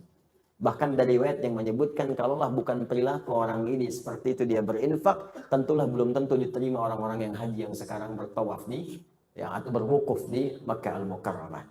Ini ungkapan namanya mubalaghah. Maksudnya belum tentu diterima, bukan gak diterima, bukan. Maksudnya saking tingginya amalan orang ini sampai belum berangkat pun dia sudah mendapatkan mabrur si Allah Subhanahu wa taala. Maka turunlah ayat tadi, lan tanalul birra hatta tunfiqu mimma tuhibbun. Jelas sampai sini? Allah taala dan bisawab. Ini terakhir ya. Assalamualaikum Ustaz. Waalaikumsalam. Semoga Allah muliakan Ustaz. Semoga Allah muliakan Anda lebih daripada Allah muliakan saya. Ustaz, pada tahun kemarin tanggal 10 Desember saya waktu itu ada acara seminar, tiba-tiba saya menemukan uang 250.000. Kata guru saya, karena saya bilang kepada guru saya ada uang hilang. Dan guru saya Ustaz juga. Ya, guru itu Ustaz. Ustaz itu bahasa Indonesianya guru. Guru itu bahasa Arabnya Ustaz. Ya. Dan guru saya Ustaz juga. Dia mengatakan, udah uang itu jadi milik kamu. Ah, ini dia. Karena saya tidak tahu ilmunya, saya pakailah uang itu. Nah, ini. Sebagian disodakohkan, iya rumus. Sodakohnya kurang lebih Berapa ini 20.000, 70.000? Kelihatannya sih 7. Berapa ini Mas? 70.000. Nemu 250. Baik, sedekah 70. 180 pakai sendiri. Sisanya dipakai oleh saya. Bagaimana Ustaz hukumnya? Apakah saya berdosa? Baik. Salam kanggo Ustaz di Kemosong. Baik. Harta temuan itu kalaupun ingin diambil, sebelum diambil dipertimbangkan dulu resiko. Ada 2 cara. Pertama, ditinggalkan, tetap di tempatnya. Kalau memang kita tak mampu mengembalikan pada pemiliknya. Karena hukum pertama barang temuan itu dikembalikan pada pemilik, bukan digunakan. Apapun itu, nemu tas, nemu dompet, ya, nemu uang, dan sejenisnya sekiranya berharga. Kalau kotoran nggak usah, gitu kan, yang sekiranya berharga. Ciliwung nemu sesuatu, ya udah biarin aja itu mah ya. Nah, ini yang kiranya berharga. Kalau Anda sudah dapatkan itu, artinya Anda temukan, maka hukum pertama, jika punya kemampuan dan Anda ingin mengambilnya, maka kewajiban langsung melekat kepada Anda untuk mengembalikan pada pemiliknya. Kalau tak punya kemampuan, ada 2 pilihan. Imam meninggalkan itu supaya resiko beban tidak berpindah kepada Anda. Atau yang kedua, Anda infokan pada orang lain yang mungkin lebih tahu dan lebih mampu untuk mengembalikan itu. Biasanya di sini ada pihak berwajib. Ya, sini ada saudara kita, misalnya ada Pak Eli, ada yang lain. Kembalikan lewat orang atau yang punya kemampuan, punya instrumen untuk melacak itu. Pak, saya menemukan uang ini, Pak. Saya tidak tahu pemiliknya siapa. Tapi yang kita rujuk itu punya kemampuan untuk melacak, ditemukan di mana, bisa melihat sidik jari, macam-macam dan sebagainya. Yang kira-kira bisa dikembalikan dengan nilai berharga, ya. Baik, tapi kalau Anda merasa di situ punya kemampuan atau ingin beramal soleh sekaligus mencari pemiliknya untuk dikembalikan, maka pertama niatkan untuk beribadah kepada Allah. Itu dulu. Ingat kaidah ini penting. Nanti begitu Anda niatkan karena Allah, maka Allah akan melembutkan. Orang yang memiliki barang itu boleh jadi ada manfaat yang Anda dapatkan dari situ. Nanti saya berikan kisah lain terkait ini. Nah, apa yang terjadi kemudian? Maka berusaha kembalikan dulu. Cari jalan. Iman Anda mencari, nggak ada nih kemudian pemiliknya, nggak ada alamat, nggak ada macam-macam. Cari dulu. Cari wasilah. Tanyakan ini, tanyakan itu. Ya, dan seterusnya. Sampai kalau kemudian pada masa tertentu tidak juga ada kunjung kabar. Anda tunggu sebulan nggak ada kabar. 2 bulan nggak ada kabar. 3 tahun nggak ada kabar. Tidak sama sekali muncul pada saat itu. Maka walaupun status barang itu kemudian dinyatakan tidak ada pemilik, yang berhak diambil oleh Anda bukan seluruhnya. 2/3 Anda sedekahkan, 1/3 Anda ambil. Jangan diambil semua. Ya, berikan kepada yang lain dulu. Hak yang lain berikan, Anda ambil sebagiannya. Jelas di sini? Baik. Tapi yang saya katakan sekali lagi, lebih baik kalaupun tak mampu, Anda serahkan kepada yang punya kemampuan untuk merujuk. Tapi kalau Anda kira-kira punya rasa, kayaknya si fulan nih, Anda ambil dan niatkan kepada Allah. Di situ nanti ada hal yang sangat indah. Pernah terjadi kejadian, seorang pejabat di Indonesia umrah, membawa uang cukup banyak, 3 miliar di kantongnya. Ya, pakai dolar dia bawa itu. Ini kisahnya tercerita langsung ke saya. Begitu kemudian teman-teman didapatkan itu, ketinggalan di bandara. Ya karena dia mau niat ibadah, ya sudahlah, biarin aja gitu kan. Dia jalan aja, sudah macam-macam. Tiba-tiba ada yang ngantarkan. Pak, katanya saya menemukan ini, kayaknya punya bapak tadi. Dia, oh iya betul deh, katanya punya saya ini. Nih silakan. Udah begitu dia buka utuh semua, nggak ada ambil, nggak ada apa. Tiba-tiba dia ambil 20.000 dolar, langsung diberikan. Pak, bawa aja ini, silakan. Silakan katanya. Jangan Pak, saya karena Allah, bukan. Memang Anda kerjakan karena Allah. Nah ini bagian terima syukur saya kepada Allah, berterima kasih kepada Anda. Dia ambil 20 ribu dolar, dia berikan kepada dia. 20 ribu dolar, 260 juta, langsung ambil. Berikan. Banyak kejadian begitu. Ada dulu yang ketinggalan seorang orang soleh, dermawan, orang kaya. Ketinggalan teman-teman sekalian, mutiara hadiah untuk putrinya. Ya, jadi putrinya memasuki usia-usia yang cukup baik, usia sudah layak menikah, ketinggalan kemudian di sebuah musola toilet masjid. Jadi dia masuk toilet, tempat ada yang mengatakan tempat wudhu, ini kisah nyata. Jadi begitu dia berwudhu selesai, dia lupa ngambil itu. Sholat dia kan, pulang-pulang dia kaget kan, hilang, tidak ketemu. Balik lagi ngecek, udah nggak ada. Ternyata tiba-tiba ada yang mengetok pintu, seorang pemuda datang ke rumahnya dan mengatakan, saya menemukan ini, ada mutiara, ada macam-macam, dan saya melihat ada kartu di sini menunjuk kepada alamat ini. Saya pikir mungkin kartunya tidak penting, tapi saya lihat mutiara ini nampaknya sangat penting bagi Bapak. Silahkan Pak dicek lagi apa ada yang hilang atau ada hak-hak yang belum saya kembalikan. Begitu dibuka semuanya utuh. Apa yang terjadi? Dipanggil putrinya. Ketika dipanggil putrinya, dia katakan, nak, Bapak ingin memberikan hadiah ini tapi tertinggal tadi di musola, tiba-tiba datang seorang pemuda mengembalikan ini. Pemuda ini boleh jadi bukan mutiaranya yang penting, tapi pemuda ini yang dikirimkan oleh Allah menjadi bagian hadiah untukmu.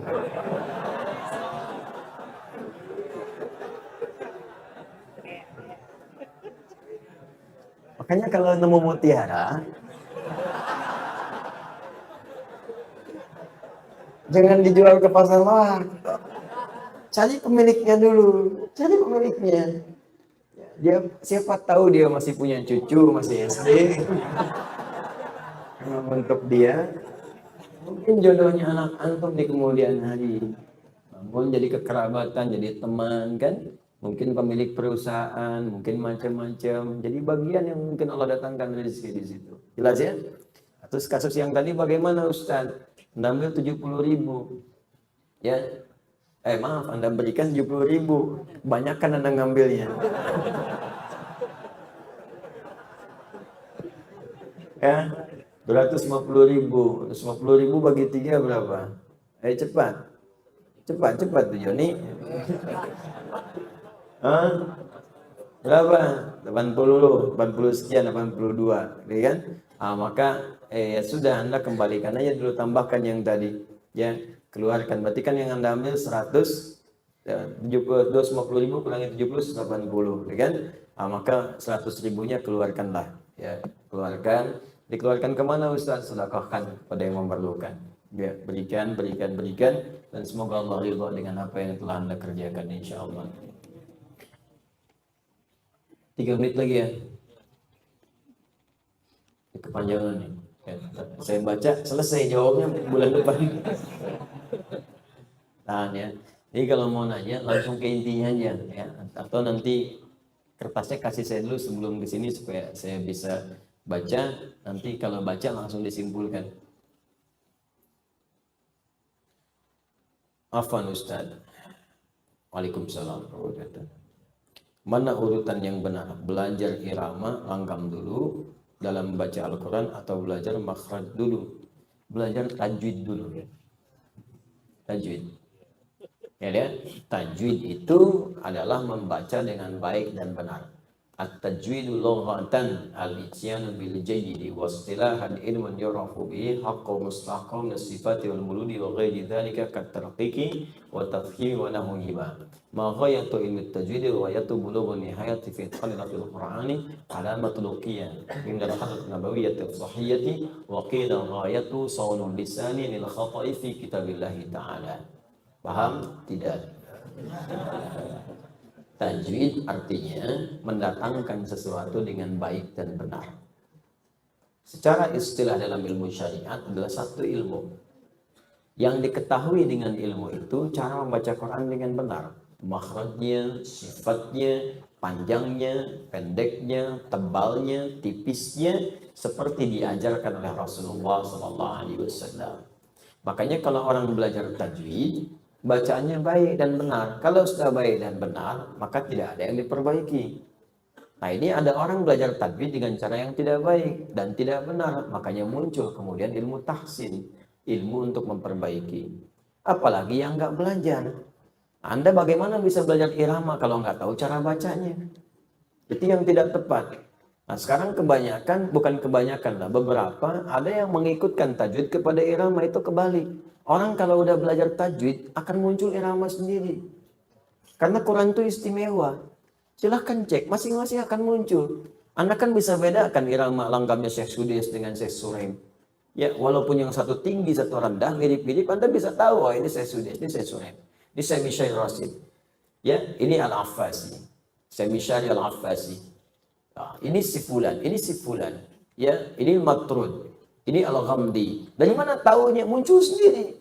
Jadi ketika tajwid itu benar, kemudian dipelajari, makhrajnya, sifatnya.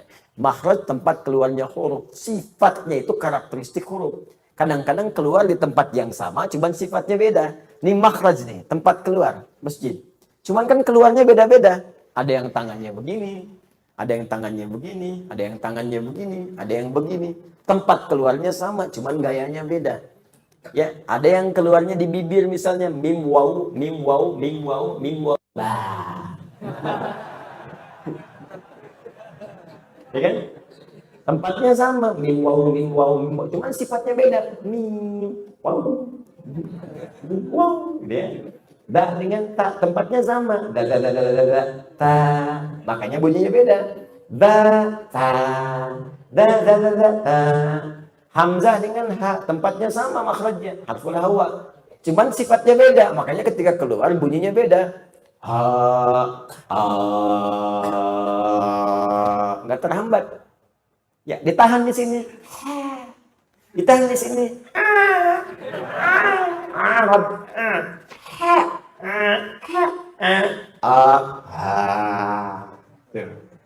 Makhraj bisa sama, ha, a, tapi keluar beda sifat huruf namanya. Ya, habis makan pete jengkol, ha, gitu kan? Baik, nah itu sifat makhraj. Kalau Anda sabar belajarnya, maka bacaan akan benar. Makanya kalau ketemu guru-guru yang mengajarkan makhraj, sifat, ibtida, waqaf, dan seterusnya, nah, itu kalau bertemu guru yang ketat, berbahagialah. Itu artinya Allah sayang dengan kita. Karena diajarkan benar, sabar aja. Ya, kemarin saya ajarkan di Al-Azhar di Bekasi. Jadi Quran itu sangat indah. Kalau Anda sabar 20 ayat atau sampai ayat 71 ya, di situ Anda sabar aja. Itu kesananya akan mudah. Tinggal gharib muskilah. Ya, tinggal yang nggak biasa dibaca. Karena gini, 29 huruf hijaiyah kurang lebih. Ketika keluar di makhraj itu dibagi 3 bagian. Ada yang sulit, bo, bo, bo. Ada yang gampang, a. Ada yang tengah-tengah, da, di. Ketika Anda baca Quran, maka Allah memberikan gambaran seluruh makhraj itu secara umum. Dari hawa ke lisan ke bibir. Alif, lam, mim. Setelah Al-Fatihah. Alif harful hawa, lam ke lisan, mim di bibir. Alif, lam, mim. Kan? Setelah itu muncul yang pertengahan. Da. Dzalikal kitabu la raiba fihi. Hudal lil muttaqin. Dilatih dan sampai lancar. Dadi. Kadang za tertukar dengan za. Ingat, za. Za di sini, lidahnya di ujung di sini, tapi masih ada udara keluar. Untuk melatihnya, keluarkan sedikit dulu. Da. Setelah bagus, tutup giginya. Ya,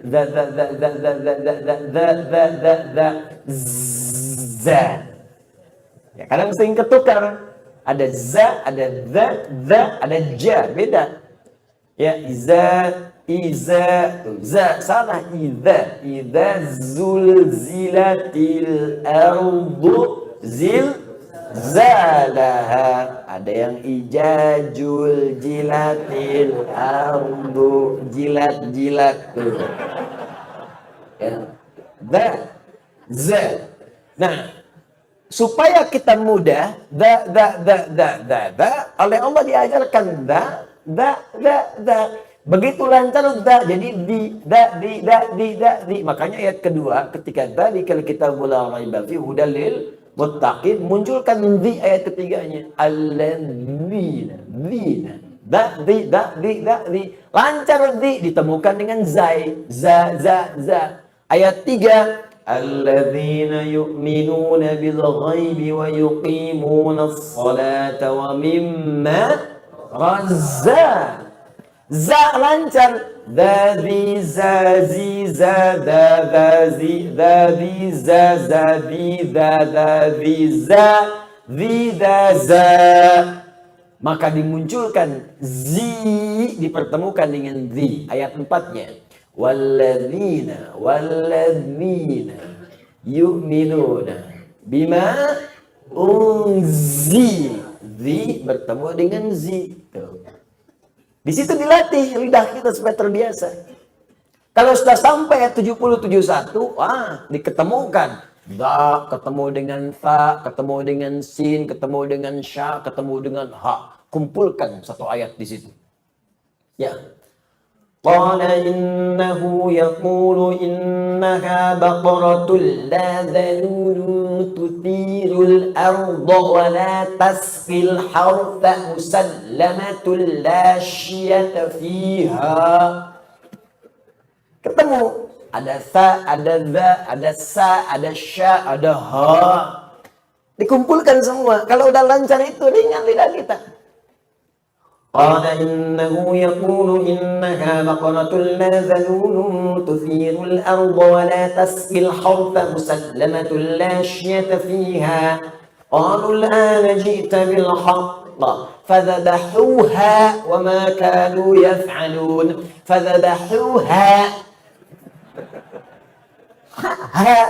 Kumpul semua di situ. Jadi kalau udah lancar itu 3 kali muskilah. Majreha la ta'mamna ala Yusuf alaihu, gitu. Udah selesai, tutup talim kita. Kalau itu udah dibaca itu tajwid lancar, lagam muncul sendiri. Makanya orang tua kita itu nggak banyak irama itu, tapi tahu kita ngajinya bener, irama muncul. Quran itu indah pokoknya kalau dibaca ketahuan. Nah, ini orang Cina yang baca, ini orang India yang baca, orang Sunda yang baca. Tapi kalau udah fasih, Quran itu terasa enaknya. Baru Anda latihan langgam, silakan. Mau pakai ini, pakai itu, bayati, soba, nahawan, dan sebagainya. Ijaz, boleh silakan. Supaya indah didengar. Supaya terasa kenikmatan kekhusyuannya. Cuma yang dibaca langgam-langgam yang memang dikhususkan untuk Quran. Bukan irama yang sudah dikenal pada aspek tertentu, terutama aspek-aspek musik-musik misalnya tertentu. Maka jangan dipakai baca Quran, karena irama itu sudah khusus dihususkan pada yang lain. Zaman Nabi pun begitu, orang Arab udah punya irama. Dalam syair, irama itu terkumpul di 16 rumus namanya bahar. Ada tawil, ada rajas, ada madid, dan lain sebagainya. Tawilun lahu dunal buhuri fadailu fa'ulun mafa'ilun fa'ulun mafa'ilu kifa nabki min dhikra habibin wa manzili bisaqtin liwa bainan dakhuli fahawmali mustaf'ilun mustaf'ilun mustaf'ilun mustaf'ilun mustaf'ilun mustaf'ilun rajas sautus safiril bulbuli hayyaja qalbi thamili al-ma'u wa zahru ma'a ma zahri lahul muqali فأنت يا سيد لي وسيدي ومولى لي فكم تيمون غزيل أقيقلي قطفته من وجنة من فعل هذا الرجل فقال لا فقد غدا مهرولي والولد ولي ويل لي فقلت ولد والولي فبين اللؤلؤ لي قالت لو هنا كذا إن الرذذ المقلي كاتن ككيل لي طب لي. Ulangi. مفعلة فاعلة طلع البدر علينا من ثنية الوداع وجب الشكر علينا مدى لله داعي. Jadi banyak. Mustafa Atib itu sering ngutip syairnya Hasan bin Thabit yang jadi komarun itu, yang dikutip oleh orang-orang sekarang. Ya, itu asalnya dari syair-syair. Nah, cuma irama itu nggak pernah dipakai baca Quran karena khusus untuk syair. Makanya nggak pernah baca orang baca Quran pakai rumus madid tolak al-badru. Ya, pernah nggak dengar misalnya di masa Nabi sampai sekarang orang baca wadduha pakai irama madid. Wadduha walaili idza saja. Dibaca Masjidil Haram, wah muntah semuka bumi. Makanya nggak usah aneh-aneh kalau ini memang irama musik yang khusus jangan dipakai baca Quran. Bisa gempar nantinya karena memang nggak benar. Ya iya karena abudu wa iya karena nasta'in. Siap udah keluar.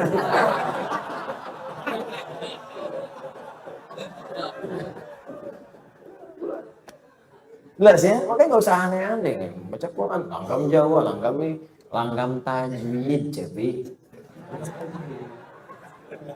nggak usah. Nah, ini begitu, mesti ribut-ribut. Ya.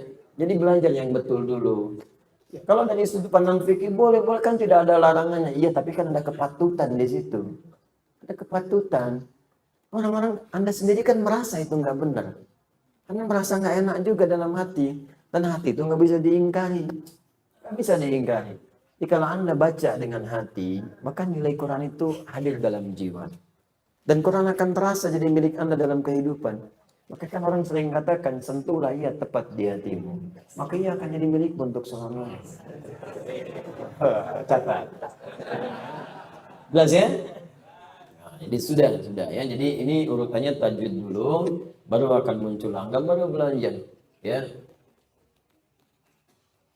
Nurun Nabi. Nah, ada bayati. Ada apa lagi? Soba, ya. Apa lagi? Syikam. Al-Tayran ala al-ghusni yunadi. Terus terapkan ke Ar-Rahman. Atat busyur. Misalnya, ya begitulah ya kurang lebih.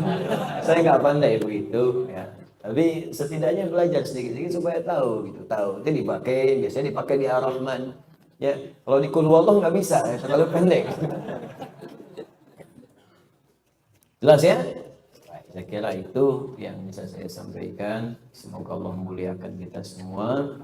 Dan ini yang baru masuk atau baru dikumpulkan, saya mohon maaf barangkali kalau belum bisa dibacakan. Insya Allah akan dikumpulkan. Ini ada kotak namanya kotak khusus pertanyaan. Nah, ya, depan di sini. Insya Allah juga ada penutupnya. Nah, ya. Ini disimpan. Insya Allah ada penjaganya juga. Jaganya dikawal oleh polisi, jadi nggak main-main dia nggak bisa menukar-nukar dan merekayasa pertanyaan.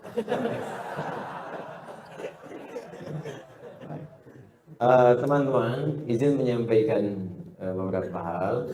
Seperti saya sampaikan kemarin, tadi malam saya tegaskan bahwa kita sekarang mesti berubah, memperbaiki diri supaya diri kita lebih baik, lebih bermanfaat untuk kita pribadi, keluarga, lingkungan, dan bangsa, negara tempat kita bernaung. Ayo perbanyak amal soleh sekarang. Yang salah-salah tinggalkan, yang nggak produktif jauhilah. Tontonan tak produktif jauhi. Sekarang banyak kasus terjadi karena banyak nonton sesuatu yang disuguhkan begitu. Makanya saya sayangkan itu. Coba komisi penyiaran tuh kayak dulu lah disensor, yang nggak penting itu jangan muncul-muncul. Ya, arahkan yang baik-baik. Ini berita kalau kita buka jelek semua ini. Kejadian itu, terus di TV diajarin lagi. Cara merampok, cara membunuh, cara ini yang diterapkan oleh orang. Itu yang bahaya gitu.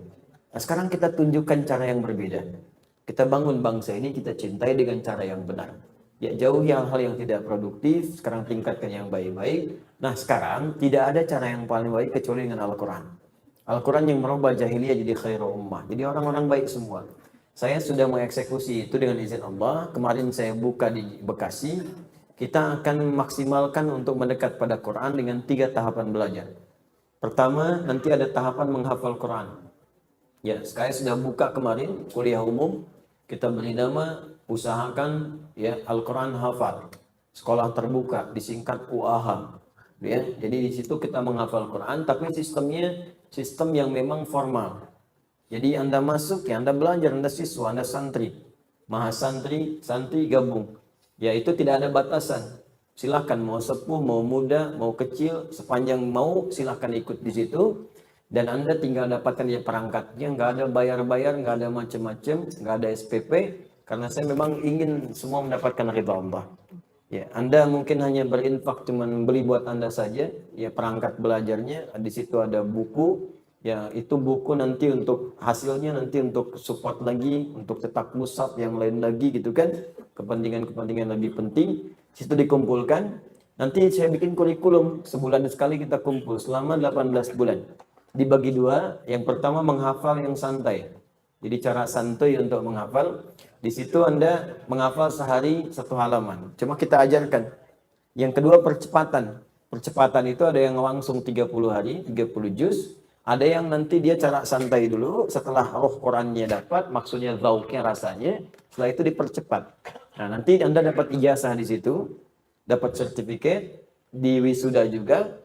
Kemudian kalau memang ada usia produktif untuk belajar, saya akan buka link untuk kuliah, termasuk ke Timur Tengah. Saya sudah bicara ke perwakilan Al-Azhar juga, di bagian ada link untuk ke Madinah juga insya Allah menyambut, mengirimkan para dai-dainya. Ya, kemudian di Sudan juga membuka, Turki membuka, Alhamdulillah, termasuk Jordan kemarin membuka. Jadi nanti kalau ada yang masih produktif, saya buka pendaftaran. Kalau memang kualifikasinya terpenuhi, Anda keluar sekolah beasiswa.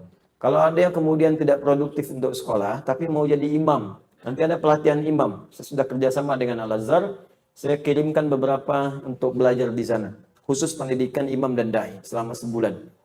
Ya, jadi ada yang sudah berangkat Januari, nanti Maret juga ke sana. Mungkin saya akan tengok juga. Saya Maret nanti ke Al-Azhar, saya diterima oleh Syekh Al-Azhar, memberi kuliah umum juga di Al-Azhar di sana. Nah, nanti di sana saya akan tulis MOU, tanda tangan kesepakatan. Insya Allah nanti untuk beasiswa, untuk dai yang kesini mengajar, termasuk dai kita yang belajar di sana. Mudah-mudahan termasuk kerjasama fatwa. Jadi kalau ada pertanyaan kayak begini, ya saya kan siapa? Saya cuma pelajar gitu. Kan di sana kan banyak ulama. Ya, nanti kirimkan, di sana kirimkan hukum-hukum ini, jawaban-jawabannya dan sebagainya. Nanti kita combine dengan yang dari Madinah bagaimana, dari Mekah bagaimana, dari ini bagaimana, supaya kita paham kenapa di sini jawaban begini, kenapa di sana. Nah, kalau yang sama berarti semua sepakat. Ulama sepakat, Anda beda, Anda yang beda sendiri. Ya. Tapi kalau semuanya misalnya ada perbedaan, berarti mungkin ini fatwa regional. Fatwa di Mesir yang beda dengan fatwa di Madinah karena kondisinya tidak serupa. Sama dengan Imam Asy-Syafi'i berfatwa di Irak, beda fatwanya dengan di Mesir. Padahal persoalannya serupa. Karena itu ada qaulul qadim, ada qaulul jadid. Itu kita bangun. Nanti kelasnya setiap bulan itu ada formal. Tapi yang masuk kelas hanya yang terregistrasi aja. Ya, di perangkat itu nanti ada formulir. Yang belum sempat dapat, Anda bisa online. Masuk ke situ, bulan depan mulai belajar. Di bulan depan itu yang hanya boleh ikut yang sudah masuk ke registrasi. Karena saya pengen yang serius aja. Yang nggak serius cuma numpang lewat, ya nggak usah. Ikut kelas yang lain aja. Di sini hanya yang serius dan akan dibimbing. Nanti insya Allah sekali saya datang dengan tim. Ada yang dari luar, ada yang murid-murid saya, ada yang trainers. Nanti di situ ada pemaparan tajwid cepat, ada cara untuk diskusi, kalau mau sharing cara cepat menghafal seperti apa, termasuk setoran.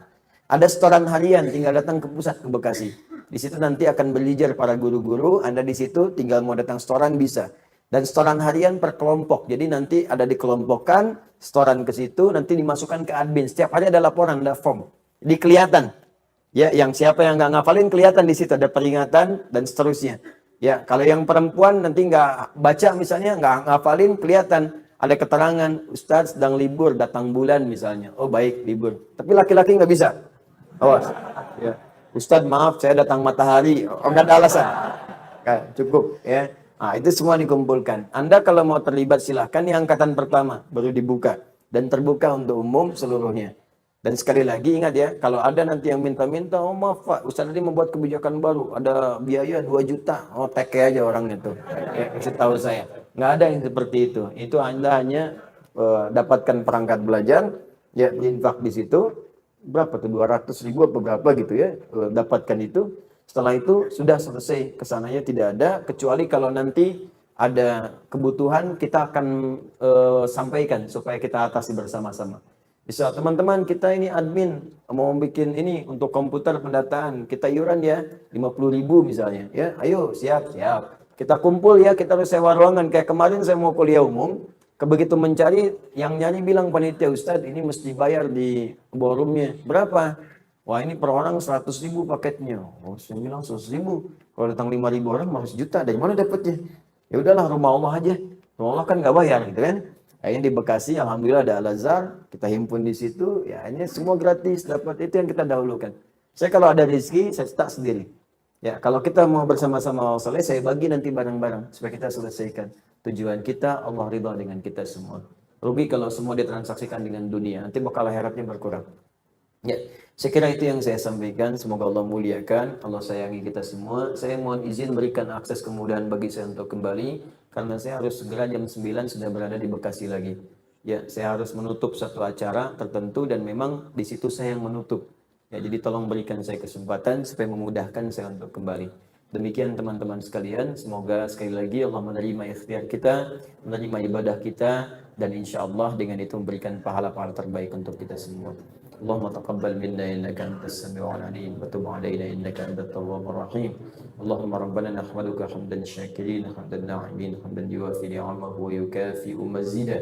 يا ربنا لك الحمد ولك الشكر كما ينبغي لجلال وجهك الكريم ولعظيم سلطانك. اللهم صل وسلم وبارك على رسولك الكريم نبيك الامين سيدنا محمد وعلى اله وصحبه اجمعين. ربنا لا تدع لنا في مقامنا هذا وفي كل مقام ذنبا الا غفرته ولا هما الا فرجته ولا دينا إلا قضيته ولا مريضا إلا شفيته ولا حاجة من حوائج الدنيا والآخرة فيها لك رضا وفيها لنا الصلاح إلا قضيتها يا أرحم الراحمين.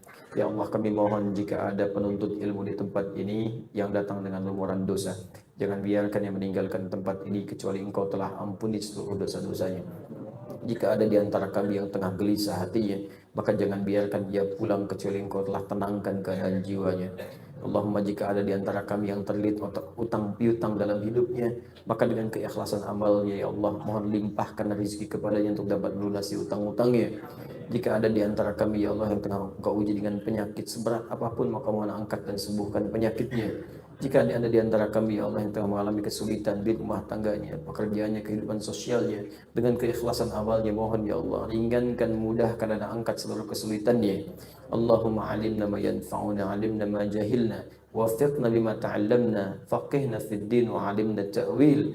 Allahumma wafiqna li na'mala ma ta'allamna bih. Ya Allah, kami mohon bimbing kami untuk belajar, untuk mengentaskan ketidaktahuan kami. Dan mohon berikan taufik kepada kami untuk memahami yang kami pelajari. Dan mohon berikan kami bimbingan untuk mengamalkan apa yang telah kami pahami.